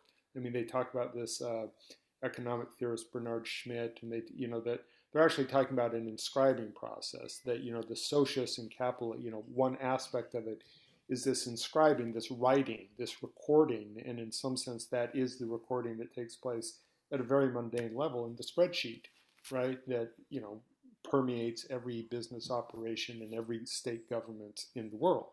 So there's kind of this surface. But to me, it's hard to this maybe is not very clear the way I'm stating this, but, you know, there are symbolic representations that seem to me they're separate from what they represent in some way. And it seems like, is that the distinction that's been Yeah, but if I may, if I may, especially because symbolic. Yeah. You spoke at one point of expression as well, and representation. That's a very interesting moment, right? I mean, there is a huge difference right there. And so much so that the expression is also part of the philosophy of Spinoza, something that is expressed. It's already there, but it is expressed as such. In representation, there is this distance, right? Precisely the traditionally metaphysical distance, the gap, right? And what is representation after all? It is the making present again of something which evidently is absent, right? Because otherwise, why would you represent anything? The German word is very telling here, Vorstellung. You know, it's a constellation with a prefix vor. You know, what is being represented in that constellation? How does that constellation become expressed? Right. Whereas Michael, Darstellung is the word that Marx uses in the Grundrisse, which is the mode of presentation, that, by the way, comes back on page 327 here in Anti-Oedipus. Right. They do speak about the mode of presentation, which is different from, in a sense. And they say it's very logical, different from, you know, the flow, the chain itself, and so on. That's right. But if I may go back, because I think this is important, because every time something is presented again, made present again, we are always speaking about the lack, in a sense, the absence, right? So that's a very important moment. So it is there that we see the the transcendent moment of a typical traditional metaphysics, which cannot be the case. It cannot be in a immanence, right? And when we have a paradigm of immanence, this doesn't evidently cannot even happen. What I would interject into here is I think Marx at one point uses the word tragen. I can't remember the exact word in German. Support. Well, actually, carry. Right. Carries along with support. It's like material support. But who does the carrying? Is the question, because this touches on the whole notion of fetish. Patrick. Go to any construction site. You'll see the machines do most of the work. I know that's part of the whole development of technology and everything else. But no, my point here is that in a way, what Deleuze and Guattari are doing in this is that their critique of representation is very similar to Marx's notion of value, the way in which value is expressed within a commodity. It doesn't eclipse, it's not the ontological determination of that commodity. That's use value. That's concrete labor, and it basically, it's been a while since I've gone through this stuff, but it doesn't get at what's going on, and that's the ontological level. Right. So my understanding of the ontology here is that it's exactly how Marx turns the economy toward production. And so desiring production as the unit of ontology that creates the flows is actually what's doing the immanence, getting at it and replacing the metaphysics of lack and presence. Well said, Bruno. Yeah. Do you agree with that, Bruno? That nice I think so, yes. Okay. Yeah, absolutely, yes. I think it's very good, yes. Good. Well, she did, good. Okay. So, There, I actually went and grabbed my copy of the Grundrisse, which I think that in Marx, and again, this question of the commodity has this twofold character, and that, but that's not in the Grundrisse. Well, but it's in Capital, Volume 1. But there's also the notion that value has no existence outside of the unit that serves as its measure. That value to exist as like a real subject, a real thing in the world, has to be represented in something external to the body of the commodity itself. That is money. Money is an externalization. Now, what I think is always occurring in Marx, is, throughout his work, is that there's this constant metamorphosis of form, right? So value is kind of this sort of subsisting constant subject that's constantly going through these mediations, these transformations. That's the basic circuit of capital. So in Deleuze and Guattari, they talk about the capitalist axiomatic as, the abstraction becoming concrete. They don't really talk about the concrete turning back into the abstraction, which is, in my, is a very, very complicated issue. I won't get into. It's not a commentary on Marx, whether it's abstract but paper. This is not their intention. Again, it's very, if you impose that kind of value onto them, we can tear apart this book at every little level of the specialized disciplines, of course. Right. But again, I'm not critiquing them on that. I'm just saying that does. Yeah. But also think of this: Marx uses the language of circuits. Money is part of a circuit. The first circuit is not money. The first circuit is the commodity. Into money, back into commodities. This is the first circuit of capitalism, right? It's not money that begins capitalism. It's the commodity. It's put. But there's a section in the Grundrisse where when Marx begins to talk about money as measure, there's a whole nother thing that comes into this. That it's not just the the value as an externalized form, but you now actually have a unit of measure.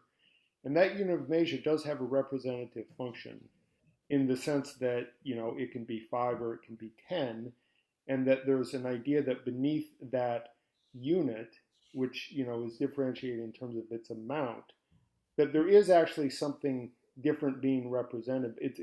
Maybe represented is not the best word, but it's not identical. Carl, when you say value, you mean exchange value, right? Exchange value that then is expressed in price. Yeah, So, no, I just want to say, speaking about ontology as well, but that goes back to time. In Marx, in the Grundrisse, it's time. Right. Value is only, if you will, it's no. So A secondary form. Let's move back to the text, Yeah. because I don't think everybody's an expert here in the Grundrisse, Right. et cetera. We can have that discussion, later if you want. I just want to go back to the text because I think they do something important before they get to the two tasks of schizoid analysis. So I want to read from page in my book. The very important to read 308, 309, 310. I don't want to read all of this, etc. But I want to start with a section, page 311 in the Minnesota edition. What is the point of self-criticism? I'd like to begin with that, because this, again, I think they're doing an accounting of where they've been and an accounting of what they've said. Right, and let's think about this too. The earlier, well, maybe I should read the page before. Here too, Lacan's approach appears in all its complexity, for it is certain he does not enclose the unconscious in an Oedipal structure.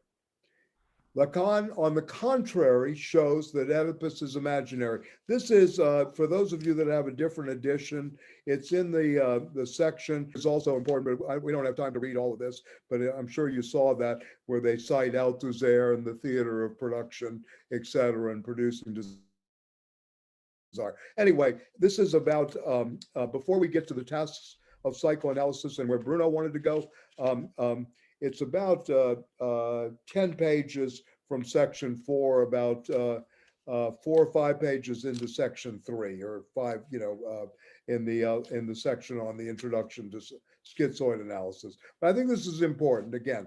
Okay, so here too, and if anybody finds it in their other book, please let us know. Sorry about the difference. It's the same. So the same? Yeah. Point of self-criticism is 311, and it's just a. Okay, great. So I'm on 310 with Lacan, right?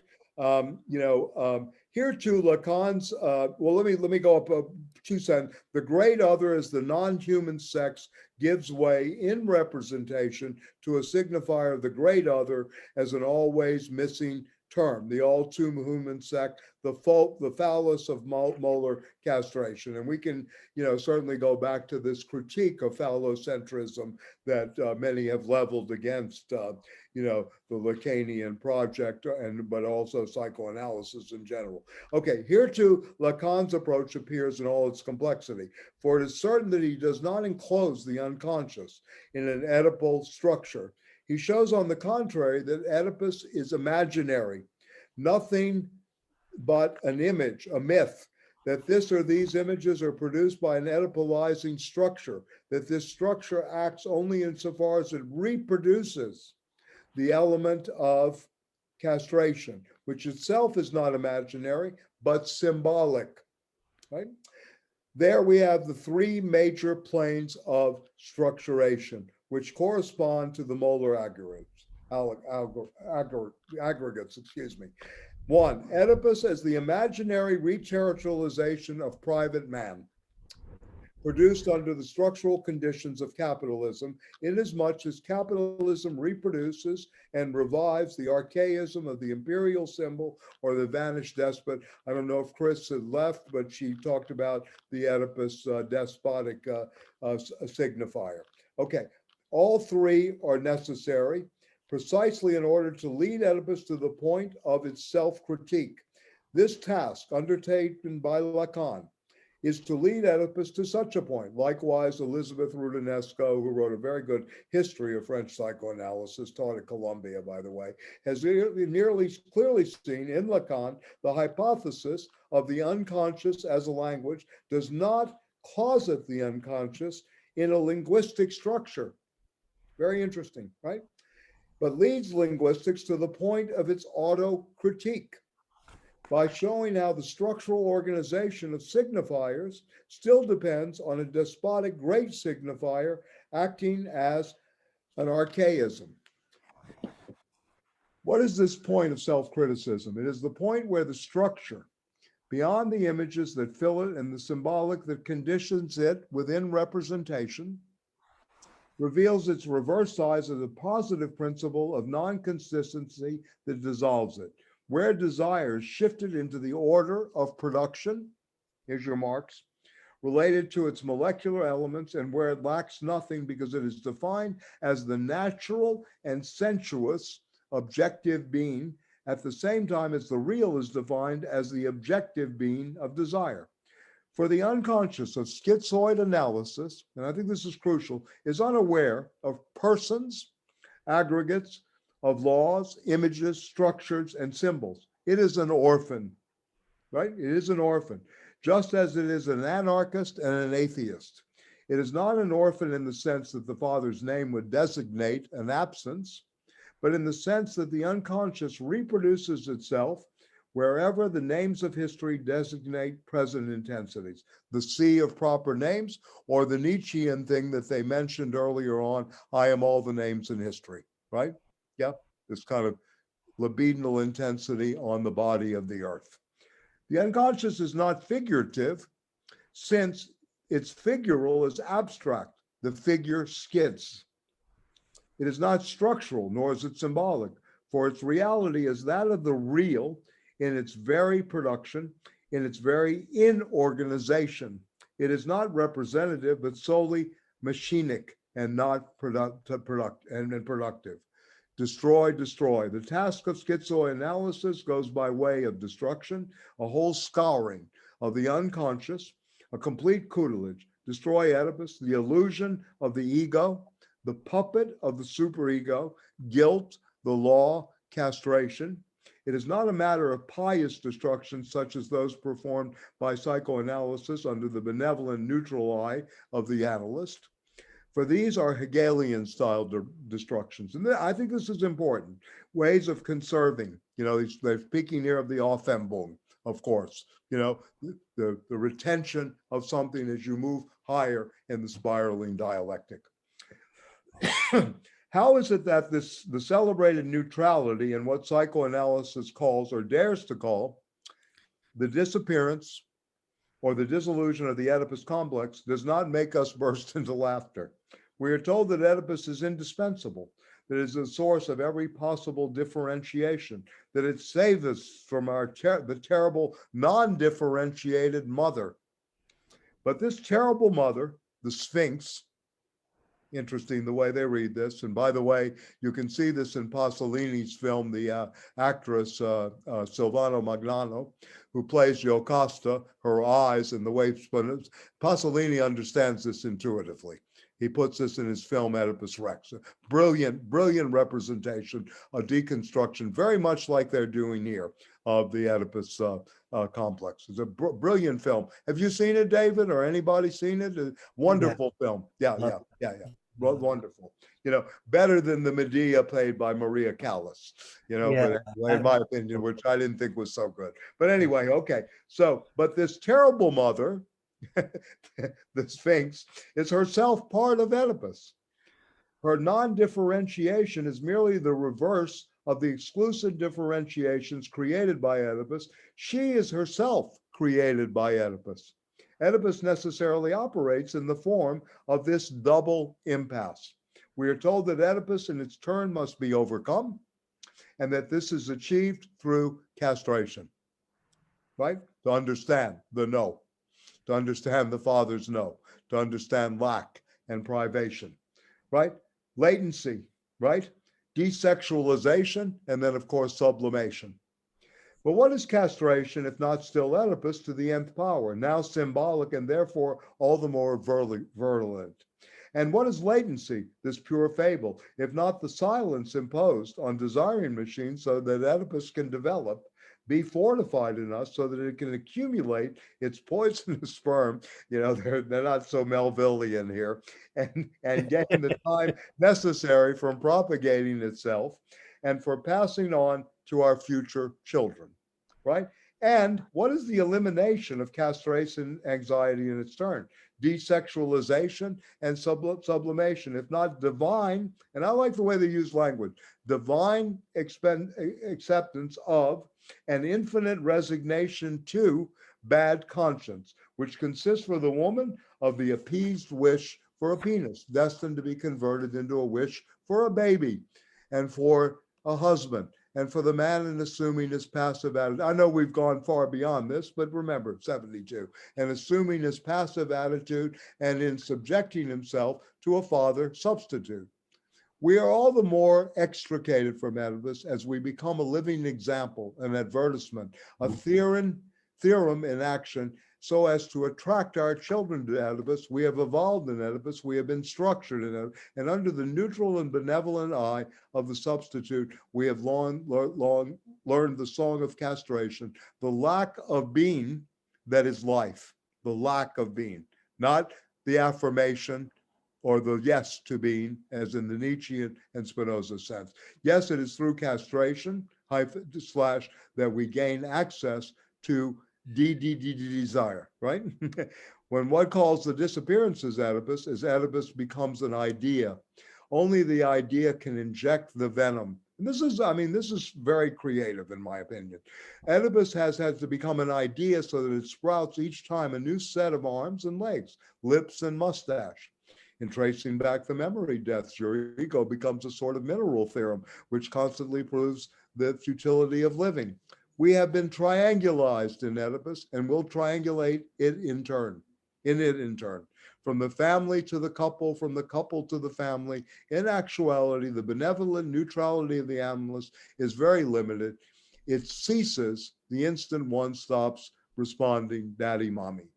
It ceases the instant one introduces a little desiring machine, the tape recorder, into the analyst's office. They're referring to this great experiment that Sartre had the audacity to publish in Temps Moderne. He got he was really called out on it by his friend Pontalis, the analyst who was well known. The Man with the Tape Recorder, it's called. You can access it, of where the analyst on brings the tape recorder, and the analyst was ready to call the police once the analyst is threatened, and he goes, see, I told you were the police, etc. So anyway, it's a very interesting thing. Sartre got into a lot of trouble, but of course he can handle himself. Anyway, it seizes as much as a flow is made to circulate that does not let itself be stopped by Oedipus, that limit, right, in a sense. The mark of the triangle, they tell you that you have a libido that is too viscous or too liquid, contraindications for analysis, right? Interesting there. When Erich Fromm, and this is interesting that they make a move to a humanistic psychoanalyst of the critical theory school, of the Frankfurt School, denounces the existence of a psychoanalytic bureaucracy, he still doesn't go far enough. And this was, I think, please correct me if I'm wrong, I think this was in the 50s when he was going against this. He wrote Escape from Freedom in 41, but I think it was the post-war World War that he started to critique the bureaucracies of psychoanalysis. Because he doesn't see what the stamp of this bureaucracy is. And that an appeal to the pre-Oedipal is not enough to escape this stamp. The pre-Oedipal, like the post-Oedipal, is still a way of bringing all of desiring production, and I know this is going to get Lydia's ear, the an-Oedipal back to Oedipus. When Wright denounces the way in which psychoanalysis joins forces with social repression, he still doesn't go far enough, because he doesn't see that the tie linking psychoanalysis with capitalism is not merely ideological, that it is an infinitely closer, infinitely tighter, and that psychoanalysis depends directly on an economic mechanism, whence its relations with money, through which the decoded flows of desire, as taken up in the axiomatic of capitalism, right, must necessarily be reduced to a familial field where the application of this axiomatic is carried out. Oedipus as the last word of capitalist consumption. Sucking away at daddy mommy, being blocked and triangulated on the couch. So it's psychoanalysis, no less than the bureaucratic or military apparatus, is a mechanism for the absorption of surplus value, nor is this true from the outside, right? True from the outside extrinsically, rather its very form and finality are marked by this social function. It is not the pervert, not even the autistic person who escapes psychoanalysis. The whole of psychoanalysis is an immense perversion, a drug, a radical break with reality, starting with the reality of desire. It is a narcissism, a monstrous autism, the characteristic autism, intrinsic perversion of the machine of capital. At its most autistic, psychoanalysis no longer measured against any reality. It no longer opens to any outside, but becomes itself the test of reality and the guarantor of its own test. Very interesting here. I mean, I'm very open to commentary on this, of course. Reality is the lack to which the inside and the outside, departure and arrival, are reduced. Psychoanalysis, index of its own with no other reference in itself, or the analytic situation. Psychoanalysis states clearly that unconscious representation can never be apprehended independently of the deformation, disguises, or displacements it undergoes.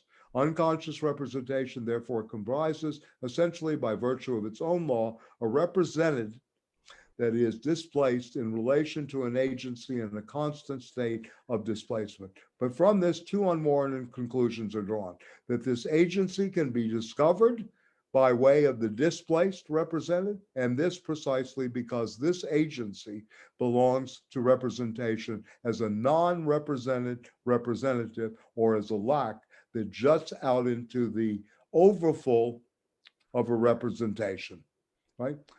This results from the fact that displacement refers to very different movements. At times, the movement through its desiring production is continually overcoming the limit, becoming deterritorialized, causing its flows to escape, going beyond the threshold of representation. At times, on the contrary, the movement through the limit itself is displaced and now passes to the interior of the representation that reforms the artificial reterritorializations of desire. If the displacing agency can be concluded from the displaced, this is only true in the second sense, where molar representation is organized around a representative that displaced the representative. This is certainly not true in the first sense, where the molecular elements are continually passing through the links in the change. We have seen in the perspective how the law of representation perverted the productive forces of the unconscious and induced in its structure a false image that caught desire in its trap, the impossibility of concluding from the prohibition as to what is actually prohibited. Yes, Oedipus is indeed the displaced representative. Yes, castration is indeed the representative, the displacing agency, the signifier, but none of that constitutes an unconscious material, nor does any of it concern the productions of the unconscious.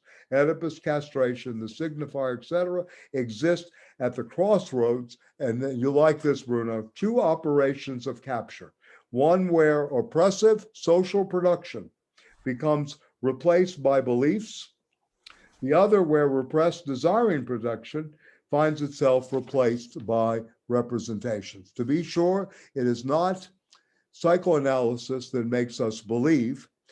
Oedipus and castration are demanded, then demanded again, and these demands come from elsewhere and from deeper down. But psychoanalysis did find the following means and fills the following function: causing beliefs to survive even after repudiation, causing those who no longer believe in anything to continue believing, reconstituting a private territory for them, a private Urstadt, a private capital, dreams as capital, said Freud, right?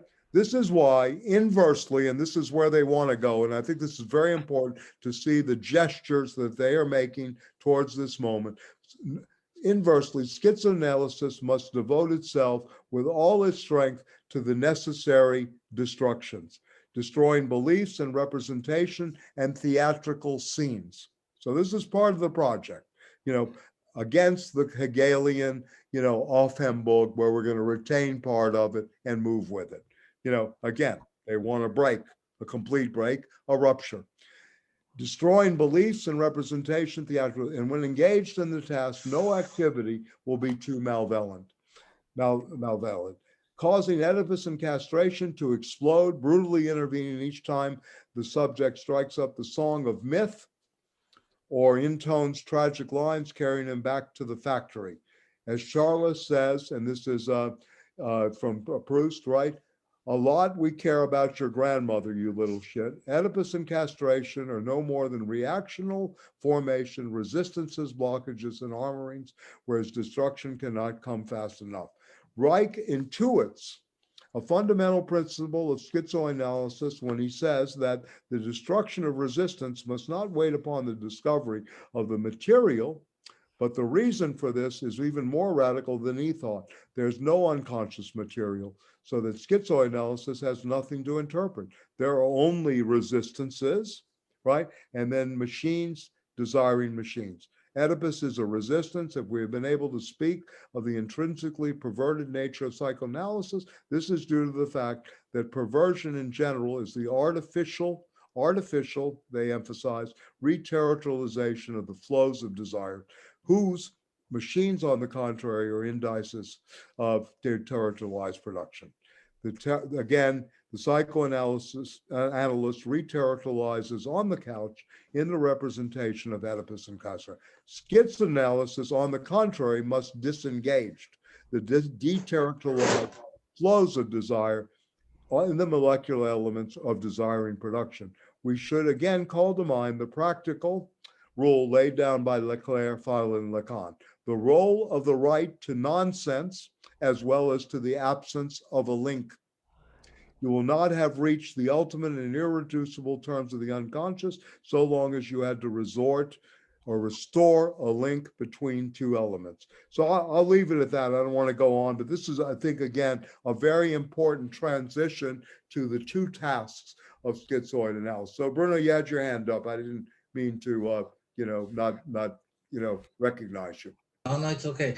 Just a quick comment. I mean, it's a wonderful passage, the whole thing, but the Urstadt, a private Urstadt made me think of Spinoza and the kingdom within a kingdom at the outset of part 3 of the Ethics, right? Which is the definition of the liberal individual. Liberal individual, exactly. Very good point. Yes, yeah. This is yes, at the beginning of part 3, concerning the origin and nature of the emotions, in which the liberal type, if you will, and I like to do this too. Some of you may have been educated in your literature courses by Lionel Trilling, maybe not directly, but influenced by the liberal imagination, sincerity and authenticity, and this whole thing, and the Chicago School of Rhetoric as well. So this is all part of the liberal imagination of work. David, you wanted to say something? Actually, I didn't just then, but this might be going back to sort of psychoanalysis, or rather philosophy 101. But for those of us who are sort of beginners at this, I was just wondering if you could explain a little bit more the difference between immanence versus transcendence. Like, I have a basic sense about this, but I don't think I really get that. And if you want to hold that till later, I would understand, because I think it's a quite simple question for this group. Yeah, I mean, Bruno's good at this. I mean, I can do it too. But I mean, immanence is a pure plane of life, right? It's everything that is there. We have what's called immanent critique, which means you're grounded in the text.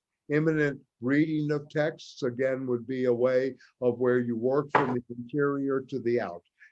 One way of, I think, a very productive way of reading is an immanent critique of a work, right?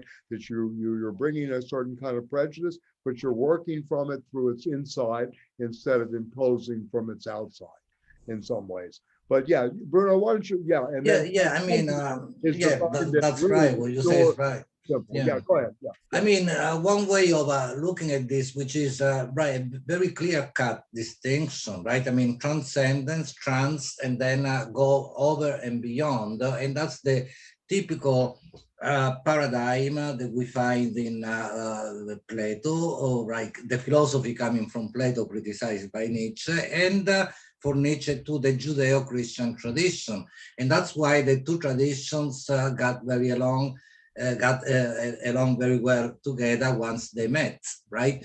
Because they share the same paradigm of a transcendence, that the true life, the real world, is beyond and not this one, right? Whether it's Plato or in general, the monotheistic traditions, they share this paradigm.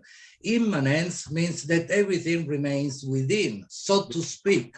Because if everything remains inside, then there is no outside. If there is no outside, there is no inside either, right? And so that's the paradigm that we find in Spinoza, but we find this all the way back to Lucretius, for example, right?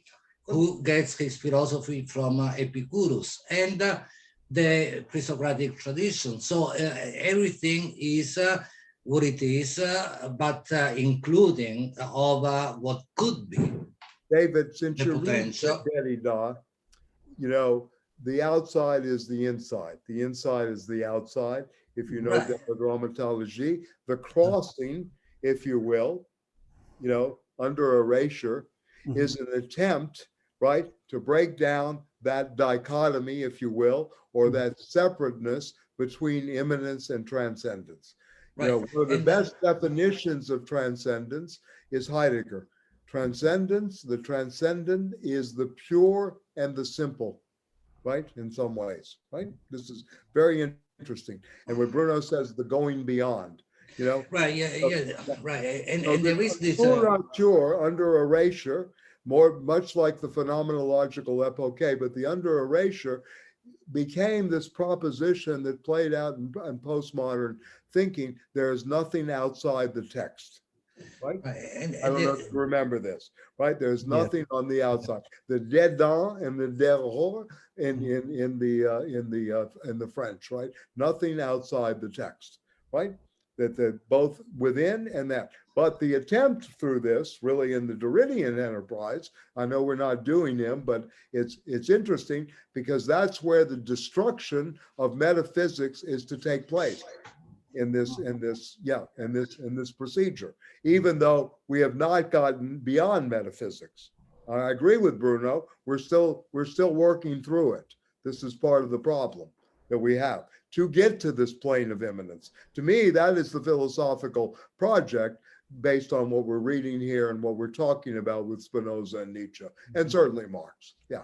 Right. So to pull it back for a moment to Nietzsche, the Übermensch and the idea of God as dead is because he is really about immanence, saying it's all within you as the Übermensch to have this kind of overcoming, and that it begins for him with the inner world and the phenomenology of what's occurring within you, which is why he's so opposite Hegel, who is looking more at a transcendence of history that liberates things by the end of the master-slave dialectic, which is a liberation for Hegel is when the grand world historical spirit actualizes itself. The master-slave dialectic is a part of history, a crucial part of consciousness and self-consciousness. But then there are many chapters after that. We don't really just stop with the so-called lordship and bondage section. The next section is reason, which is basically Robespierre and terror, right? And then we go into, civil religion, a la Rousseau, all the way to the notion of community and religion. So for Hegel, there are always three spheres working: art, religion, and philosophy. And philosophy ultimately recapitulates the three spheres, and you have this moment of the absolute, right, that recapitulates all. So there's still an absolute proposed there, right, in some ways. And the Whereas in Nietzsche, there's and the best starting point for this to see the destruction of Plato and the ideas and this whole notion. I mean, this is so ingrained in the West because of the Neoplatonist tradition, the schools, et cetera, et cetera. But anyway, Nietzsche in the Twilight of the Idols, how the true world became a fable is a great starting point to begin to see the role of immanence against transcendence, or the transcendent ideas. Okay, so what Bruno's talking about, where you begin to see this Neoplatonism, of which becomes part of the Judeo-Christian codes, right, and particularly becomes a crucial moment in, Neoplatonism is basically Christianity, right? And think about it this way too. There's a very interesting story going on here, in a subterranean way. Aristotle is protected by the Arab world, not by the Christian world so much, right? It is Aristotle who comes back in through the shipping and trading arrangements in Italy that help, in terms of the Renaissance, their scholars, Averroes, Alfarabi, Vicenza, etc. So, you have this very strong Neoplatonic tradition that is playing out here that has transcendence always there, right? In a way. Yeah. So I mean, this is another thing. But the immanence, yes, in a way, the God is dead is, is a declaration. They basically, Deleuze and Guattari, they have one saying that I think is very good. Nietzsche has given us 12 comic versions of the death of God. It's time to get on to more serious business. And to me, the serious business is to work through the death of metaphysics, right? To put it to rest for good, which is a huge task because it always comes back, and everybody knows the word metaphysics because they found the physics next to the physics in front of the physics on Aristotle's library, right, in a way. But it's, a great book and worthy of studying. But anyway, this was the fundamental book of ontology, too, in the ancient world, right? Whereas so all to say, whereas the physics is much more about immanence.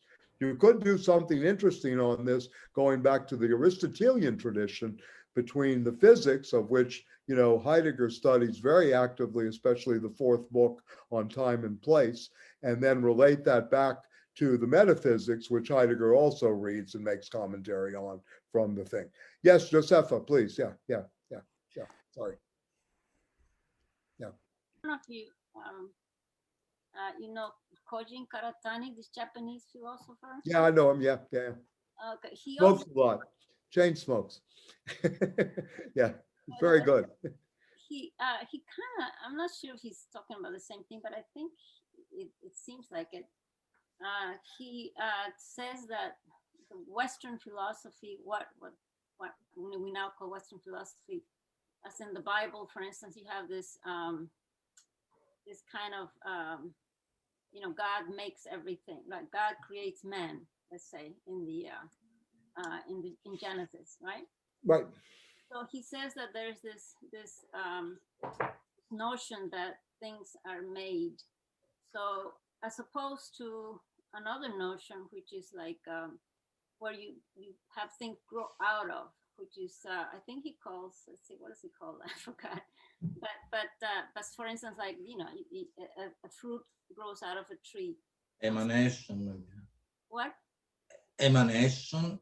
Yeah. So in a way, he's talking about two things. One, you form from the outside, and one, you come in from the inside. And he says that this basically all, even though it's now a Western tradition, so with making, etc. You have an idea, you bring it out, instead of saying that you bring out an idea from a collection of virtuality of ideas, you bring it out. So so he thinks that that's the difference, let's say. Even though the Western tradition of this making comes from Egypt, he said. So it's not really, really from the Greeks or anything, but it got appropriated by the Greeks. So that I think we're talking about almost about the same thing, the imposition of an essence and representation, and that would be, I guess, the transcendent method, which is the making, and also the immanence seems to me is basically what Karatani was talking about, this other way of looking at things growing out of something. So it's really a neat book about that. Basically, it talks about how the Western notion of making, is but very much into the philosophy of. I'm not sure right now. I read it too many years ago. I don't remember which philosophers he touches on. Do you remember, Michael? Well, I mean, there are several books he wrote on this. His book, The Origin of Philosophy, is very interesting as a very good introduction to philosophical thinking, where he looks at multiple traditions, including so I think there is some mention of that in that too. The book on exchange value that I think is very important, where he actually looks at modes of exchange versus the traditional Marxist modes of production, also has elements of what you're talking about, the structure of world history, it's called. And his name, Karatani is his name. He also did a very good book on architecture as metaphor on deconstruction. So there are many books. Yeah. So is it the origin of philosophy? I'm sorry, Bruno. Transcritique also. Marx and a kind of theory of reading, the parallax view, of which, by the way, Zizek wrote the introduction to. On the parallax view of reading. That he uses there in terms of going back to Kant against Hegel in terms of looking at, again, what he will ultimately consider modes of exchange as being primary. Yeah. But if I may also to go back to Josefa's point, and it goes back to David's question as well, but the creationist paradigm that basically, Josefa, you were speaking about with Karatani, always implies precisely the model, the paradigm of transcendence, right? And there is an infinite gap typically between right God and creation, right? I mean, and so that's the question of the bridge between the finite and the infinite was a very important question throughout the history, of philosophy. But that's the point that Spinoza precisely, the greatness is precisely of saying God or nature, right? Deus sive natura, same idea. So there is no longer that gap, right? And there is no creation. As a matter of fact, it is production, if anything, expression. Everything is an expression, the unfolding, and so on. And by the way, Nietzsche too, I mean, and I believe Michael in Twilight of Idols, precisely, he says, once with the abolition of the true world of ideas that we find in Plato, right, you also had the abolition of the world of appearances. Absolutely. Right, so everything becomes, again, that's the plane of immanence, again, in which one says, we can say everything remains inside, but precisely because there is no outside, it's neither inside nor outside. It is there. Right. The moment in Nietzsche, and it's a great metaphor, is the great noon. Of course, the movie High Noon for the gunfight, Do Not Forsake Me, Oh My Darling, with Gary Cooper in the gunfight. But anyway, the great noon is the hour in which appearance and reality shatter, right? Yeah. This is the moment that this happens and where immanence takes over, right? This is it, the metaphor of the great noon, right? Where it all shatters, right? Yeah. In a way.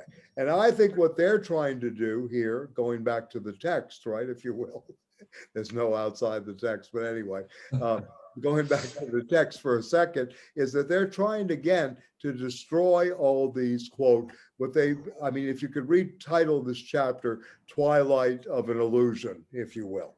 They really see all this as, the future of an illusion, and they're trying to put this on another stairwell, if you will, or the schizoid analysis. Not that I agree with schizoid analysis, but the critique again is, is to say, take away this illusion of Oedipus as myth, as legend, as complex, as imperialism, et cetera. Understand it, and then from there, you'll be able to think through things. And I like what they said about linguistics here too. This was very interesting about the restore the link between two elements in Lacan. This is very much in the Gemselfian world. I'm sorry, I just don't have time to refamiliarize myself, but we can certainly do it at a later date. But anyway, they're very smart. I mean, we should again call to mind the practical rule laid down by Serge Leclerc, who's a Lacanian, following Lacan, the rule of the right to nonsense as well as to absence of a link. You will not have reached the ultimate and irreducible terms of the unconscious so long as you find or restore a link between two elements. Yeah. Anyway, this is very interesting, what they do here. And also their critique, they're trying to go beyond Reich.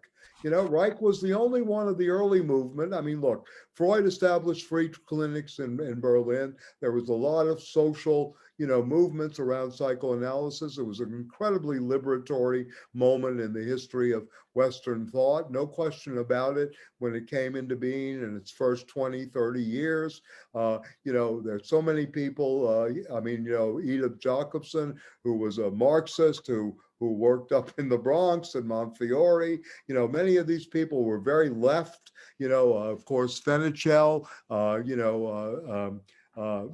many others, Theodore Reik, all of these people were very, very important in terms of the development here. And I don't think they're after that. They're after what has become a kind of orthodoxy that is stuck, right? Lacan, they don't think is stuck. They want to go beyond Lacan. They want to, critique some of the symbolic. They want to critique the basis of lack, again, in the Lacanian problematic, but they see a lot of positive stuff here, and they're trying to work with this. Again, it is an imminent critique of this, with a lot of ammunition, in my opinion. Yeah, Carl. Yeah.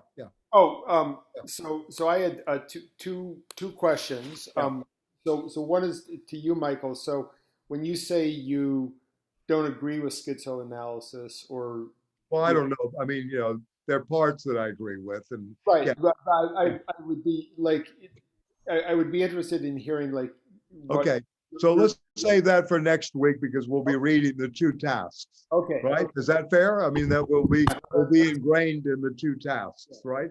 As well as a discourse on accelerationism and all that. Yeah. Yeah. And what's the other question? I'm sorry. The other question, I guess, is more to the, I would be interested in hearing what David and Jane and Lydia think in terms of, there's been a lot of critiques of Freud, but also, psychoanalysis. And do you think that do you accept these today? I mean, like, how as clinicians or people trained in psychoanalysis, do you see, how do you respond to these? Well, it's an unfair question to both of them since they're both psychoanalytically trained. They're not schizoid-analytically trained. I'm sorry, I'm just playing on the in a way, so some ways it's yeah. I mean, and again, if you're Deleuze or Guattari, they're going to respond to you, well, Carl, why do you call the police all the time? Yeah, right. So they're going to ask you that. That would be Deleuze's. But yeah, please go ahead, David and Jane. I'm sorry, I just had to make my little. I sometimes feel like I maybe monopolized this part of this a little too much, so I wanted to see if you wanted to give it a shot. No? She's telling you to go ahead, I think, by her gestures. I think I'm reading the gesture correctly, okay, right? Lydia? Okay. Okay. No. No? Okay. No, okay. What I would say, Carl, is I do think this feels like it would make sense that this has the kind of vitriol and anger and frustration it has, like for psychoanalysis in America particularly, between like the 50s and the 70s, where it's very dominated by ego psychology. It's very stultifying. Any Congress you went to, castration and the Oedipal complex were regarded as these sort of shibboleths that just couldn't be questioned. You could put a head of lettuce in front of some prominent analyst, many of whom who led these institutes like the New York Psychoanalytic or the NYU one, were, just very, very stuffy conservative people. So, you could put a vegetable in front of them and they would say, Oedipal problems, castration, Oedipal problems, castration. It was just like this rote cliche, which didn't involve much thought for the most part. It was really deadly. Having trained in psychoanalysis in a more progressive time and in a more open institute that looked at Winnicott object relations people, the French to some extent, we had, of course, Lacan. I don't think psychoanalysis is as stuck as they think it is, at least now. I think that there has been a kind of loosening it up. But where I feel like they are unfair to Freud is I do think Freud is a really very immensely complicated thinker. I think we were talking earlier about how people who are very brilliant tend to have gazillions of kind of internal contradictions. So my sense is they're very fixed on the writings that are about the discovery of the Oedipal complex and the earliest sense of perversion in the ego and the id and the 3 essays on the theory of sexuality. And I don't think they really look at the vast amount of work, which is really half of Freud's oeuvre, so to speak, that followed that, which I think is so much more about fetishism, negation, and very complex ideas about different kinds of substitute realities, polymorphous perversion, that are really taken quite far, and I don't think they give him credit for a book like Civilization and Its Discontents. For example, in the passage that we are reading from, which looks at this beautiful statement they make that says, here, disjunctions, nomadic conjunctions, everywhere a microscopic transsexuality resulting in the woman containing as many men as the man, and the man as many as woman, all capable of entering men with women with men into relations of production of desire that overturn the statistical order of the sexes. Making love is not just becoming as one or even two, but becoming 100,000. I don't think that assertion is really all that far from Freud in his 70s and 80s. I think he felt that. I think he really felt gender was a construct. He felt that people were primarily bisexuality with millions of possibilities of where that would take off and would explode onto. So I guess to go back to your question, I think that even at the time they wrote this, I could see why they would. I can think of so many people who were oppressed incessantly by analysis in terrible ways. But I don't think it's getting at the full corpus of what Freud had. I don't. I think that's a weakness as I see it from what I've read about this. Could I extend the discussion a little bit with you, David? At some level, I do think that there is an attempt to engage the metapsychological Freud. For me, I divide, like Patrick did with Lacan, Freud into three parts: the clinical neurological in the beginning, the clinician, right, the writer of the case histories, the birth of psychoanalysis, 1895 to 1900, trying to ground it as a scientific project, and then of course the metapsychological, which begins with totem and taboo, and of course includes Moses and monotheism, and as you mentioned, Civilization, it's the Discontents, Future of an Illusion, etc. I won't go through all the titles, but one book that I think is really important here, of the work, is the work on group psychology, that they are taking into account the I self, the I self or the ego, and group psychology or mass psychology. I think that is part of their stakes. And I think also they are trying to say, yes, Freud went far in trying to understand, but did not get, again, to this question of why ultimately the desire for fascism, and not being duped, but still the desire is there. This is their question. Whether they get to an answer of this question is one thing, but the posing of the question is something that really didn't happen, in terms of psychoanalysis, et cetera. up until that time, even in Freud and all his revisions. I absolutely hear what you're saying about his revisions later, and it's very beautiful the way you present that. But I think they also are trying to deal at the metapsychological with theories of all the way from Lavoisier to Spinoza on the multitude to, of course, the mass psychology of fascism, the cloud of Gustave Le Bon, where Freud begins his study in group psychology. Civilization and its discontents is rewritten, as you know, by Marcuse.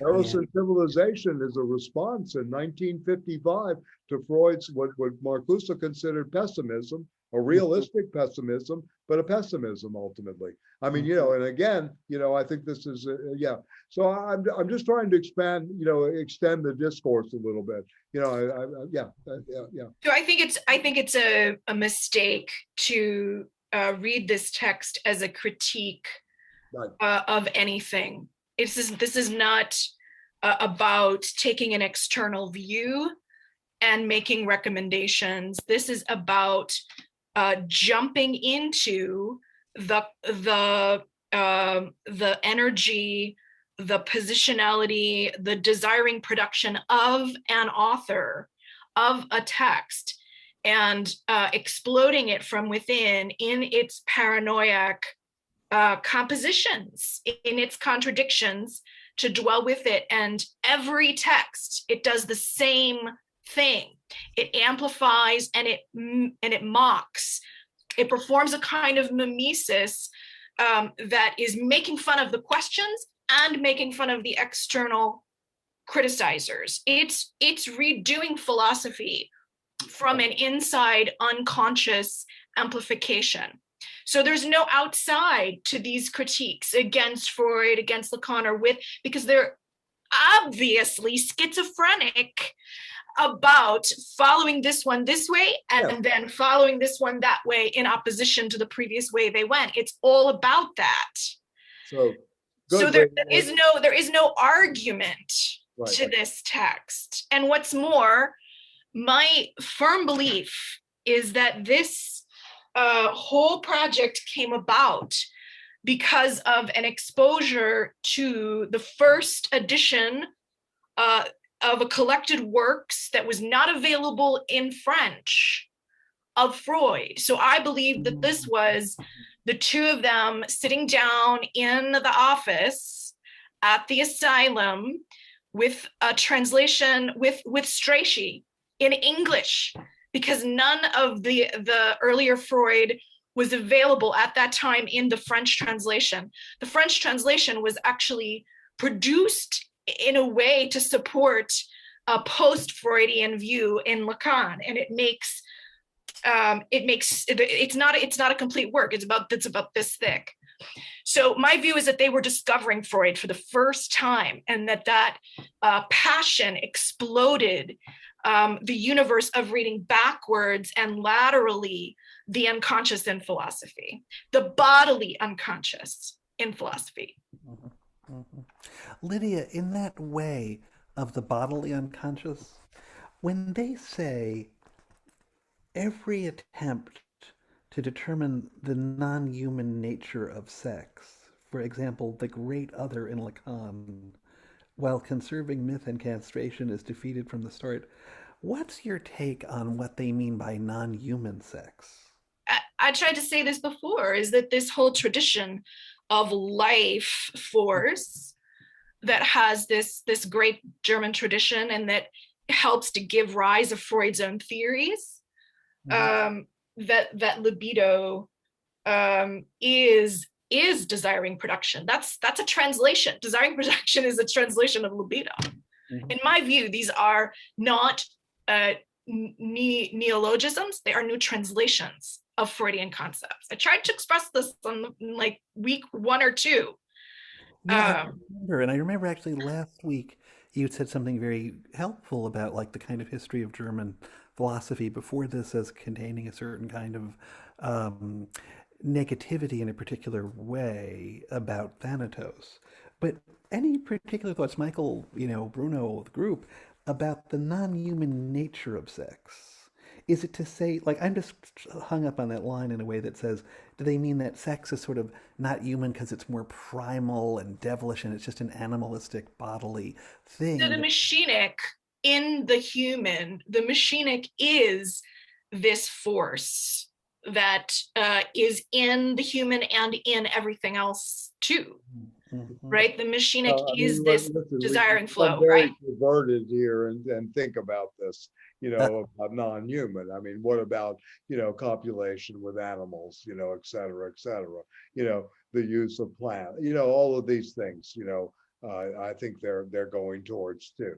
Right. I mean, so you feel it's sort of literally, it could be really about like zoophilia, like that. Yes, it could be. It's about libido moving into other things. Totally. So the I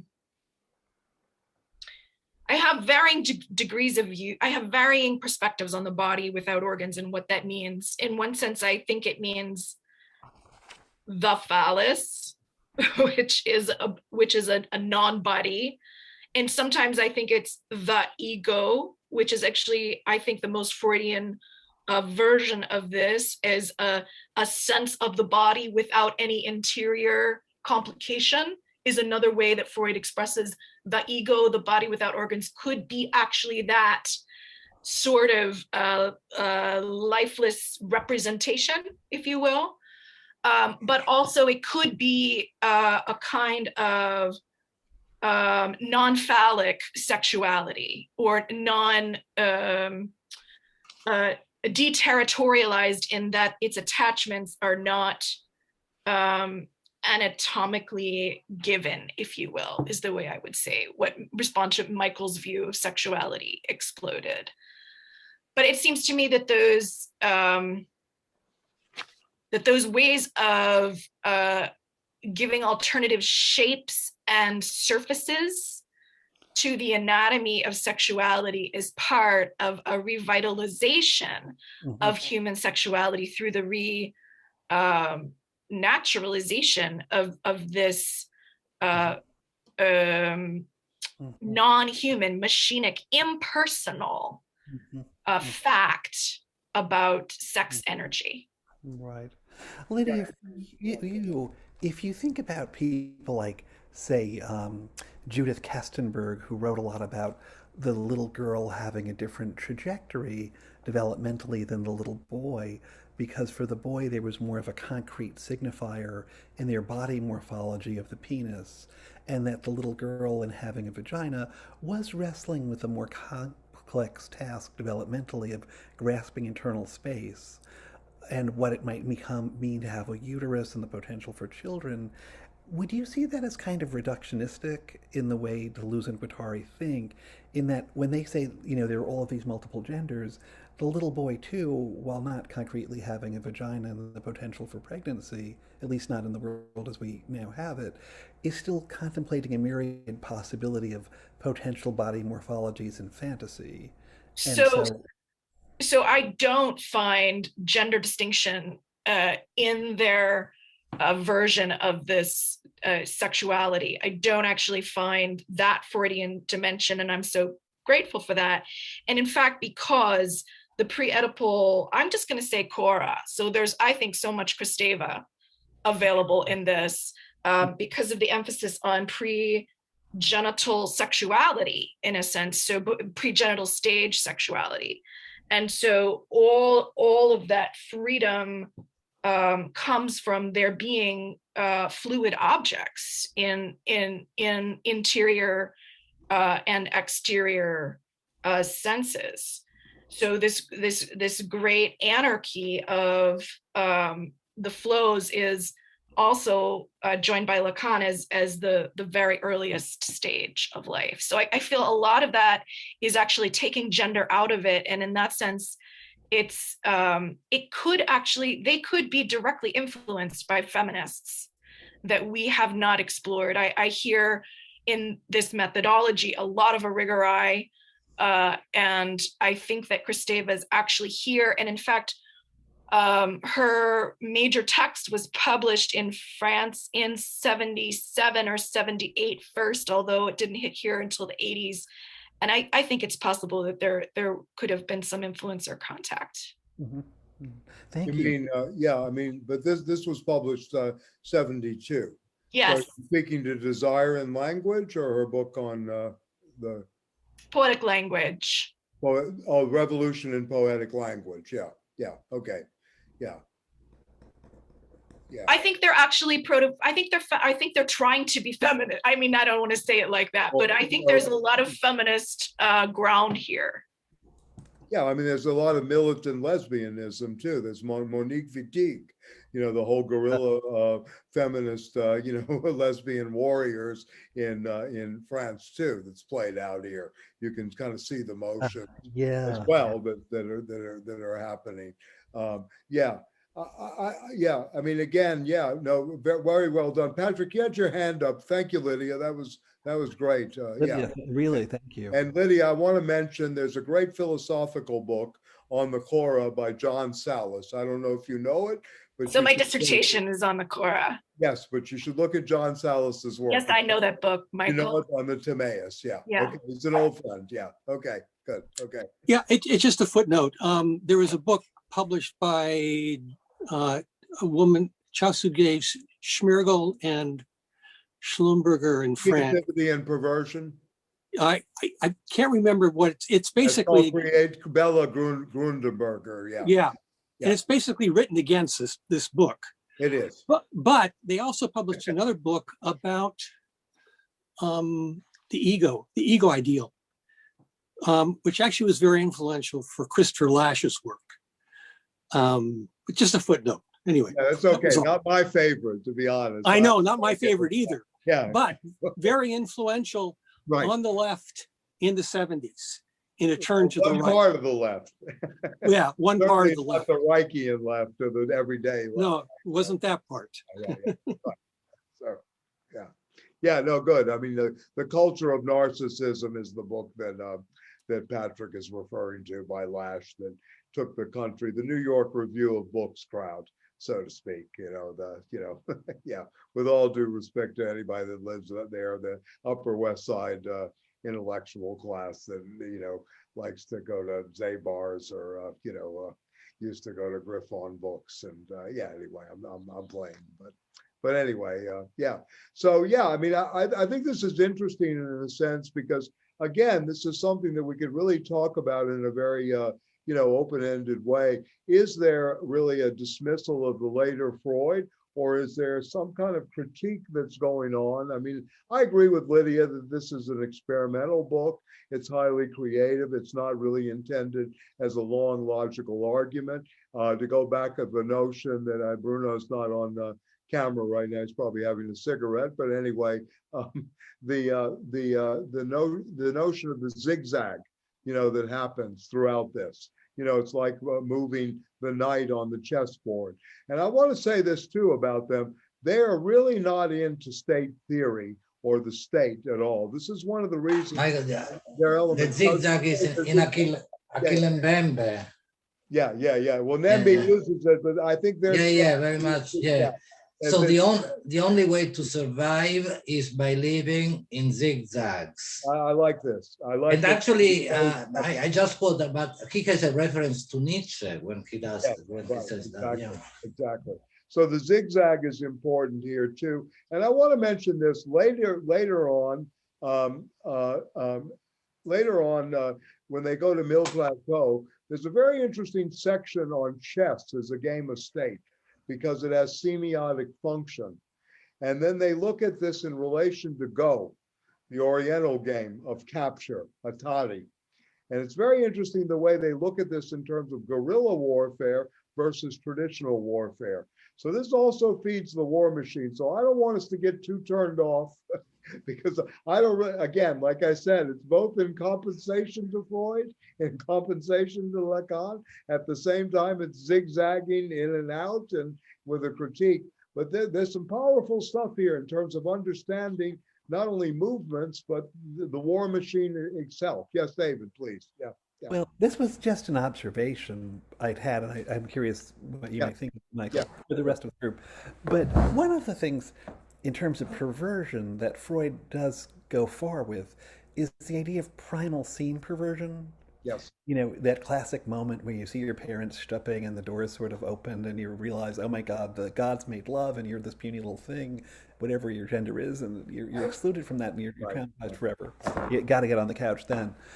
But that part of Klein's, I think, brilliance was to say, in putting that earlier than Freud did, that one of the things that the child felt excluded them in a primal scene was the mastery of language that could contain affective states, and that part of the complexity of the creative child was how they couldn't use words in quite the same way someone with the less complex inner life would, because words would be too limiting for them. But if we consider them as writers, this is just my own little reaction to this. Yeah, sure. I feel like I'm having a primal scene reaction to them. Of saying, Okay. You have this huge bedroom Yeah. of words. They're both dead, but I'm so sure they would appreciate it. Unfortunately. You've created this huge, complicated bedroom where you're having this amazing verbal sex that is so out there and so tantric and so complicated. And just when I think I'm kind of getting a handle on you and I could get into that bedroom with you, no. You've moved it up, you've ratcheted up the tension, you've increased the complexity, and like I'm the traumatized child at the door to your symbolic, linguistic, brilliant, and amazingly ornate bedroom, but saying, oh God, you just won't let me in. Right. We're in thinking of other people, obviously, you know, Hegel, Bergson, all these Kierkegaard, they're not easy to read, but I don't quite feel in the way those people write that there's a way of trying to keep you out of the symbolic bedroom. I feel like they're really saying, look, you know, we're tough, you know, you're going to have to do a lot of work to understand what we're talking about, but we are going to ultimately explain it to you. I kind of feel for them, there's a certain perverse style of saying, we're going to get you more and more confused, baby. Like that's what it is. Okay, maybe so. Yeah. I would just say, I think that the difference is that whatever else you want to say, there's a sincerity in Hegel. Right. Yeah. I mean, there's an attempt to communicate, and I think that part of what Deleuze and Guattari are doing is they want to fuck with you. I mean, just to put it in, and they want to fuck with all the other superstar French intellectuals. I mean, it's kind of a culture where you're always trying to fuck with other people. I just don't feel that way about it. I really do feel that they are making fun of us, which is different than trying to confuse, or how they are showing the internal contradictions as one of the dynamics of the theory that they have of the bodily unconscious. They're demonstrating it over and over again, how obsessions and neuroses about Freud, about Lacan, about the Papa, and about all of the abuse that really does happen in those ways, they're both bringing to light all the problems and also all of the neuroses around it, sort of simultaneously juggling the anxieties. So I just believe they're jumping inside to every problem, and every single problem is like this nub of a star that then explodes and connects with something else. I just feel them jumping in and out of bodies, and they're inviting us to do this. They're inviting us to do philosophy that way. Yeah, I actually see it very different. It seems to me that there's actually a very much more narrow set of themes, and a set of sort of assertions that I see kind of repeating and repeating and repeating without any real development in a deeper sense. I mean, let me they are not making an argument, Carl. This is not a critique, and it's not an argument. It's not like any other kind or way of doing philosophy. I mean, the thematic about money, about political economy, about psychoanalysis. I mean, they're taking on some pretty heady subjects. They're looking at the origin of the state, private property, the family, and private property, the family, and the state. They're taking on all these things, looking for places where these things emanate or emerge or where there's an Ursprung. They're really looking for this in a way. And in their way of doing this, they're asking again, yes, what is philosophy? What is exploration? What is discovery? And all these kind of matters. And to go back to, Carl with the Melanie Klein, with David with the Melanie Klein, excuse me, they're more interested in the train going into the tunnel as a desiring machine than the kid that's listening to Melanie say, this is what happens when Dick goes into Mummy, right? And they're more interested in the train as desiring production. So, again, again, the whole notion of desiring production is a synthetic category. It's a category of connection between, the old Marx Freud thing. They're in the moment here. They're not denying this at all, I don't think. They're trying to do this. And to my mind, this is a real advance over Eros and civilization. Marcuse comes up with surplus. He uses Marxist terminology, surplus repression. He goes into, of course, desublimation. He goes through all this new vocabulary. He kind of proposes, if you will, a kind of utopic thing. They're not really getting to utopia. They want to just take the ground away, in a sense, and saying, okay, we need a new experiment. We've reached that period in a certain way. And look, we talked about this many weeks ago. Is this part of an anticipation of artificial intelligence and new machines and machinics, right? Are they also anticipating this moment in their work? So I think there's a seriousness. Of course, you can criticize it and you can point to the contradictions, but at the same time, I think Lydia's right. They're very serious, and it is in a way, I think, a new way of doing philosophy. It is not Hegel who becomes a state bureaucrat. Hegel's not. In my opinion, the Marxists that sat around reading Hegel like crazy, were totally influenced by Lenin because they read the passage, those who do not understand Hegel's logic will never understand capital. That proposition was taken up in all the studies, right? Just because Lenin said it, in a way, that kind of submission to authority, if you will, right? Instead of saying, well, what's wrong with Hegel? Look what he became. He became a civil servant of the Prussian state, a subversive one at times, yes, and certainly very different in the phenomenology in 1807 than he is in the philosophy of right and the later writings, right? But yeah, and a great teacher, lecturer in the history of philosophy. But there's a lot of critique that goes on around him.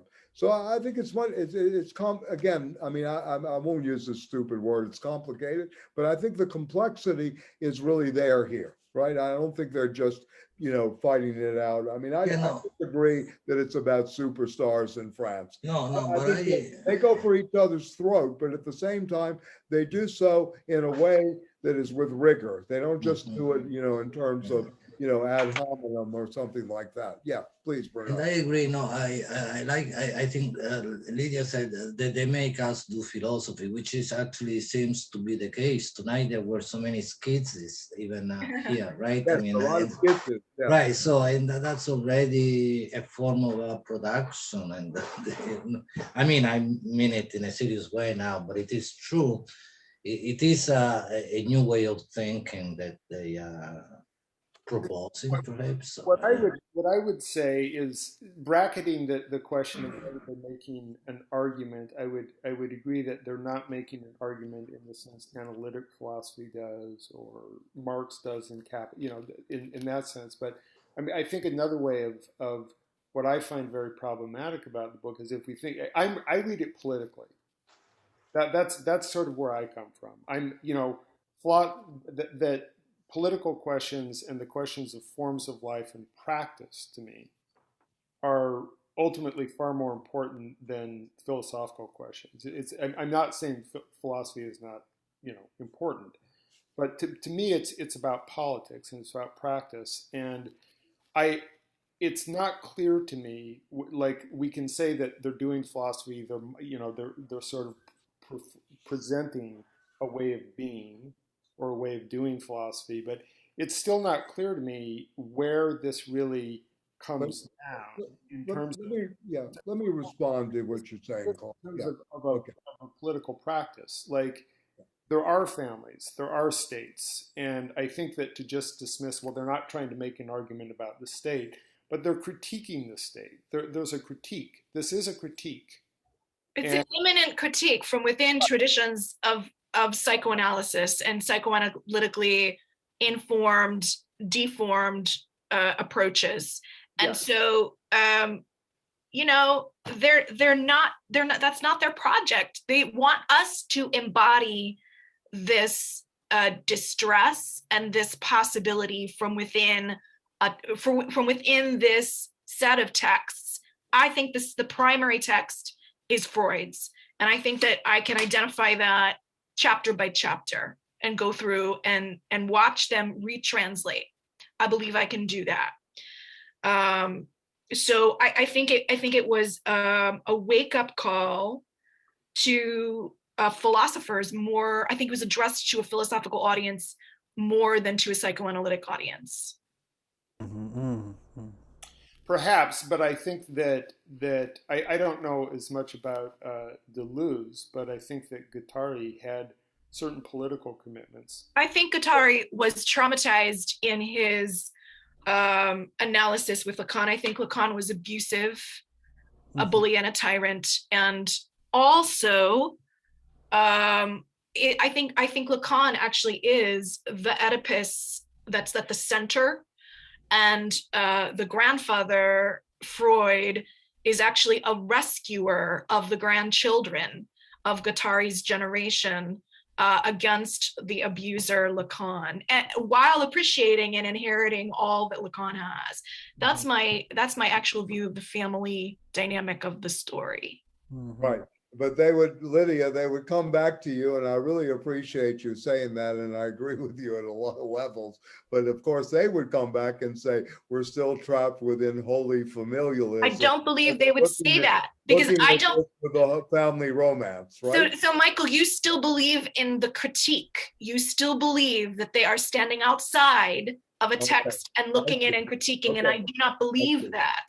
I believe that holy familialism, they are critiquing the critiques of Freud and the critiques of Lacan, as well as the primary subjects themselves, the obsessions about daddies, not just daddies, right? Not just the theory of it, and not just the reality that it runs our lives, but the obsessive layering on of blaming Freud for all our problems, right? I mean, I really think that that's included.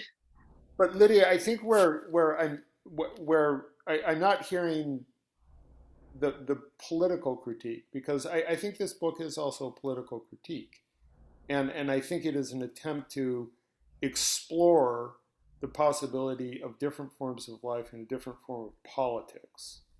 And I mean, that's at least how, you know, my interest in reading it is that and I mean, I could go through many, you know, we could all like pull out things from this book to reinforce our particular reading, but there's certainly many passages of this book that are engaging politics, both directly and sometimes I think in more obscure senses. And there's also many places where they do lay out a problematic. So I believe that they are laying out other people's agendas and problematics rather than inventing their own. I believe they really are simply following and becoming a schizoid on a stroll, as a philosopher should be, on a stroll through the history of these texts, from text to text to text. And I think they're inviting us to inhabit and critique from within. I don't think they have a singular fleshed out political philosophy. I mean, I just haven't seen that, but there's certainly plenty of engagement there with the theories that are informed in these ways. But they're talking about passing beyond the limit. Look, again, Carl, I mean, look, let's just take a look at fascism. Most of the Marxist critiques, you know, the people were duped, they were fooled, you know, et cetera, behemoth, et cetera. Fascism was a construction of capitalism at a certain time. All these explanatory models of which people have in the social sciences, state theory, et cetera, to them don't hold water. So they ask again the crucial question, how did this happen when people weren't duped, and how did people actually desire this? We could ask the same thing about the United States. Why are we sitting around at this point when we see $1.3 trillion made by 680 people, when we have people, the homeless problem is increasing. My neighborhood, which used to be 50% Afro-American about 10, 15 years ago, is now 95% white people and dogs, right? In a way, right? How does this stuff happen? No, I know, but I mean, and I think you live in San Francisco, you know what's going on there in many districts, etc. So again, I think they pose a very serious political question, probably the ethical question of our time. Whether they solve it or not is another thing. They're using the most intelligent approaches to this, the psychoanalyst in terms of Freud and his creativity, and both David and Lydia are, contributing to this discussion in many ways. The Marx that's libidinalized, but at the same time, the Marx of the Grundrisse, the Marx that understands the machine, the passage of, in the famous passage on man and machine in the Grundrisse. So I think they know all this stuff, whether or not, I mean, they want to form, if you will, in a way, an anti-psychiatry moment, because they think they have reached, if you will, by pushing this in terms of a critique of how desire has become perverted through that critique. And I mean, I disagree. I think there is a critical apparatus. There's a destruction that's going on. I disagree with Lydia on that. But anyway, all to say that this destructive apparatus that they put there is to clear the ground, so maybe that they can get to this moment of a new agency, or the possibility of new agency. Yes, this is really the question, right? Yeah. Whether or not they do so, we can look at the results of 8 years, 10 years from the 80s, from the middle 70s, if you will, to the middle 80s, up to the Reagan, Thatcher, the syndrome, there is no alternative. Everybody's still fucking suffering from the Tina syndrome. Right? Everybody, you want to talk about, the desiring machine, everybody, there's no alternative, right? There's no alternative is the mantra every step of the way. I've got to make a living. I've got to go do this at Amazon. Nobody's kicking up shit and say, just take over, start stealing from Amazon. Look how conditioned people are. I go into Amazon, I see 150, I mean, the Whole Foods, 150 people shopping for other people. You don't see any theft at all, right? I'm one of the 10 customers that's thinking this way. What can I get out of here without being scanned? I'm looking around the scanner. Well, Michael, when I don't think this way anymore.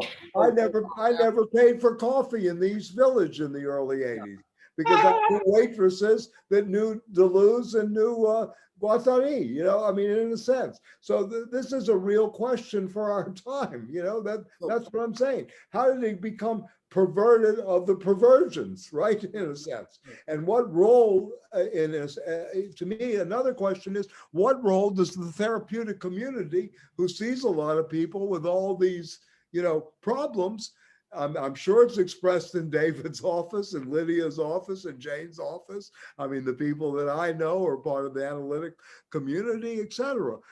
So what the hell is going on? That there's no organization, there's no movement, et cetera. How has this happened is really part of the question.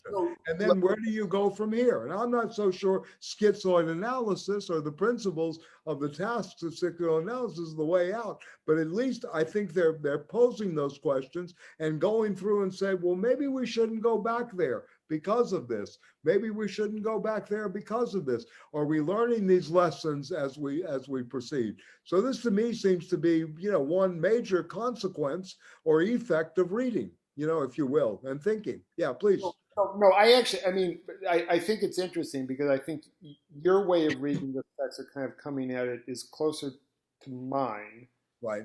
And then I think Lydia's is raising a different perspective that's very interesting. But the again, well, I sort of forgot my point. I'm getting hungry, and it's So I put into the chat. Those primal passions are emerging. I understand. Yeah. So I'm writing some about this text in this blog, Cora.zone. Okay, thank you. Great. Appreciate it. Good. Thank you, everyone. I'm glad. Thank you. I'm already eating, actually, but I brings the food to the table like a good barbarian, you know. Right. We'll continue, but I also think that there is, that it is very political. Maybe we'll talk more about this next time. I think this was good in the sense that we can hold on the one side the artistic expression and a different way, maybe of doing philosophy. How does one do philosophy differently? With connective syntheses, a kind of flow book, as I mentioned, at one level. How does one understand disjunctive syntheses and then conjunctive? And how does this work in terms of the philosophical inquiry to the question, what is desire? What is desiring production? What does it mean to be enslaved mentally? What does it want to be, live through servitude, etc. On the other hand, also look at this as a book that is immanent and intrinsic to making fun of a lot of things as well. I understand. I laugh out loud at sometimes.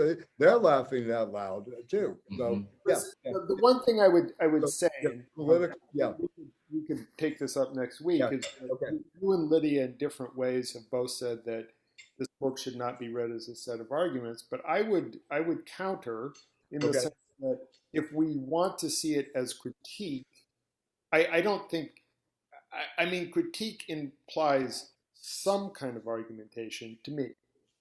It may not be, it may not be in the. Well, it's not standard analytical argument, but you can see they have a critique going on throughout. If you look at the book, the structure of the book, it begins again with the desiring machine, and it ends with a whole in its parts. So they go back, they recapitulate in each section. They're very divided into 4 parts. Then you go through the holy familialism, and they go through process, right? And they begin to discourse about territorialization and deterritorialization, and representation and the representative representation, right? So these all become crucial terms, which they continually zigzag, to use this phrase again, around. They're playing, if you think of this as a chessboard and the sense of syntheses, the knight is always making these moves, right, on the board, right?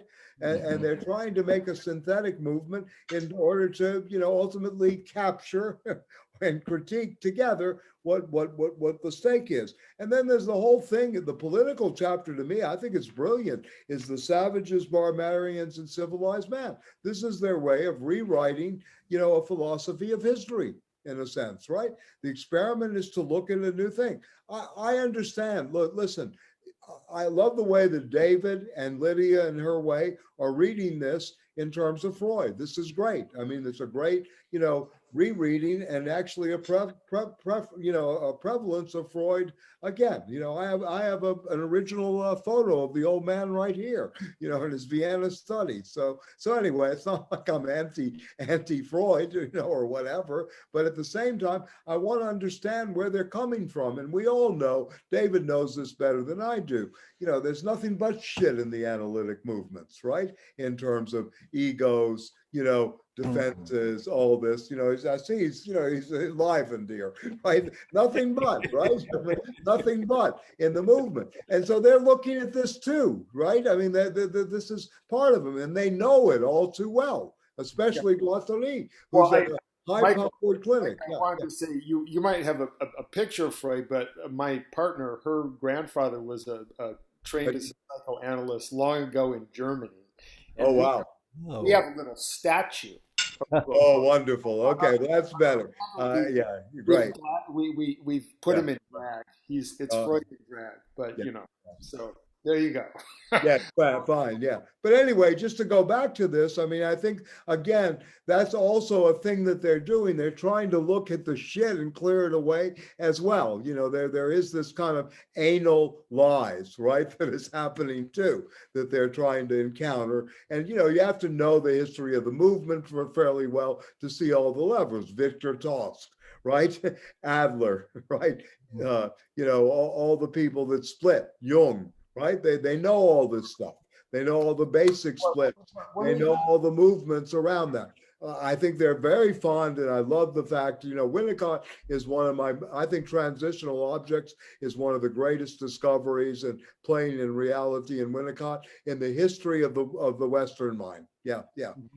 So. Yeah, no, one thing I was going to say, and you know, it's interesting is that I know that you and Bruno and conversations I've had with you both see Freud as almost kind of like a starting off point, but ultimately even a little peripheral.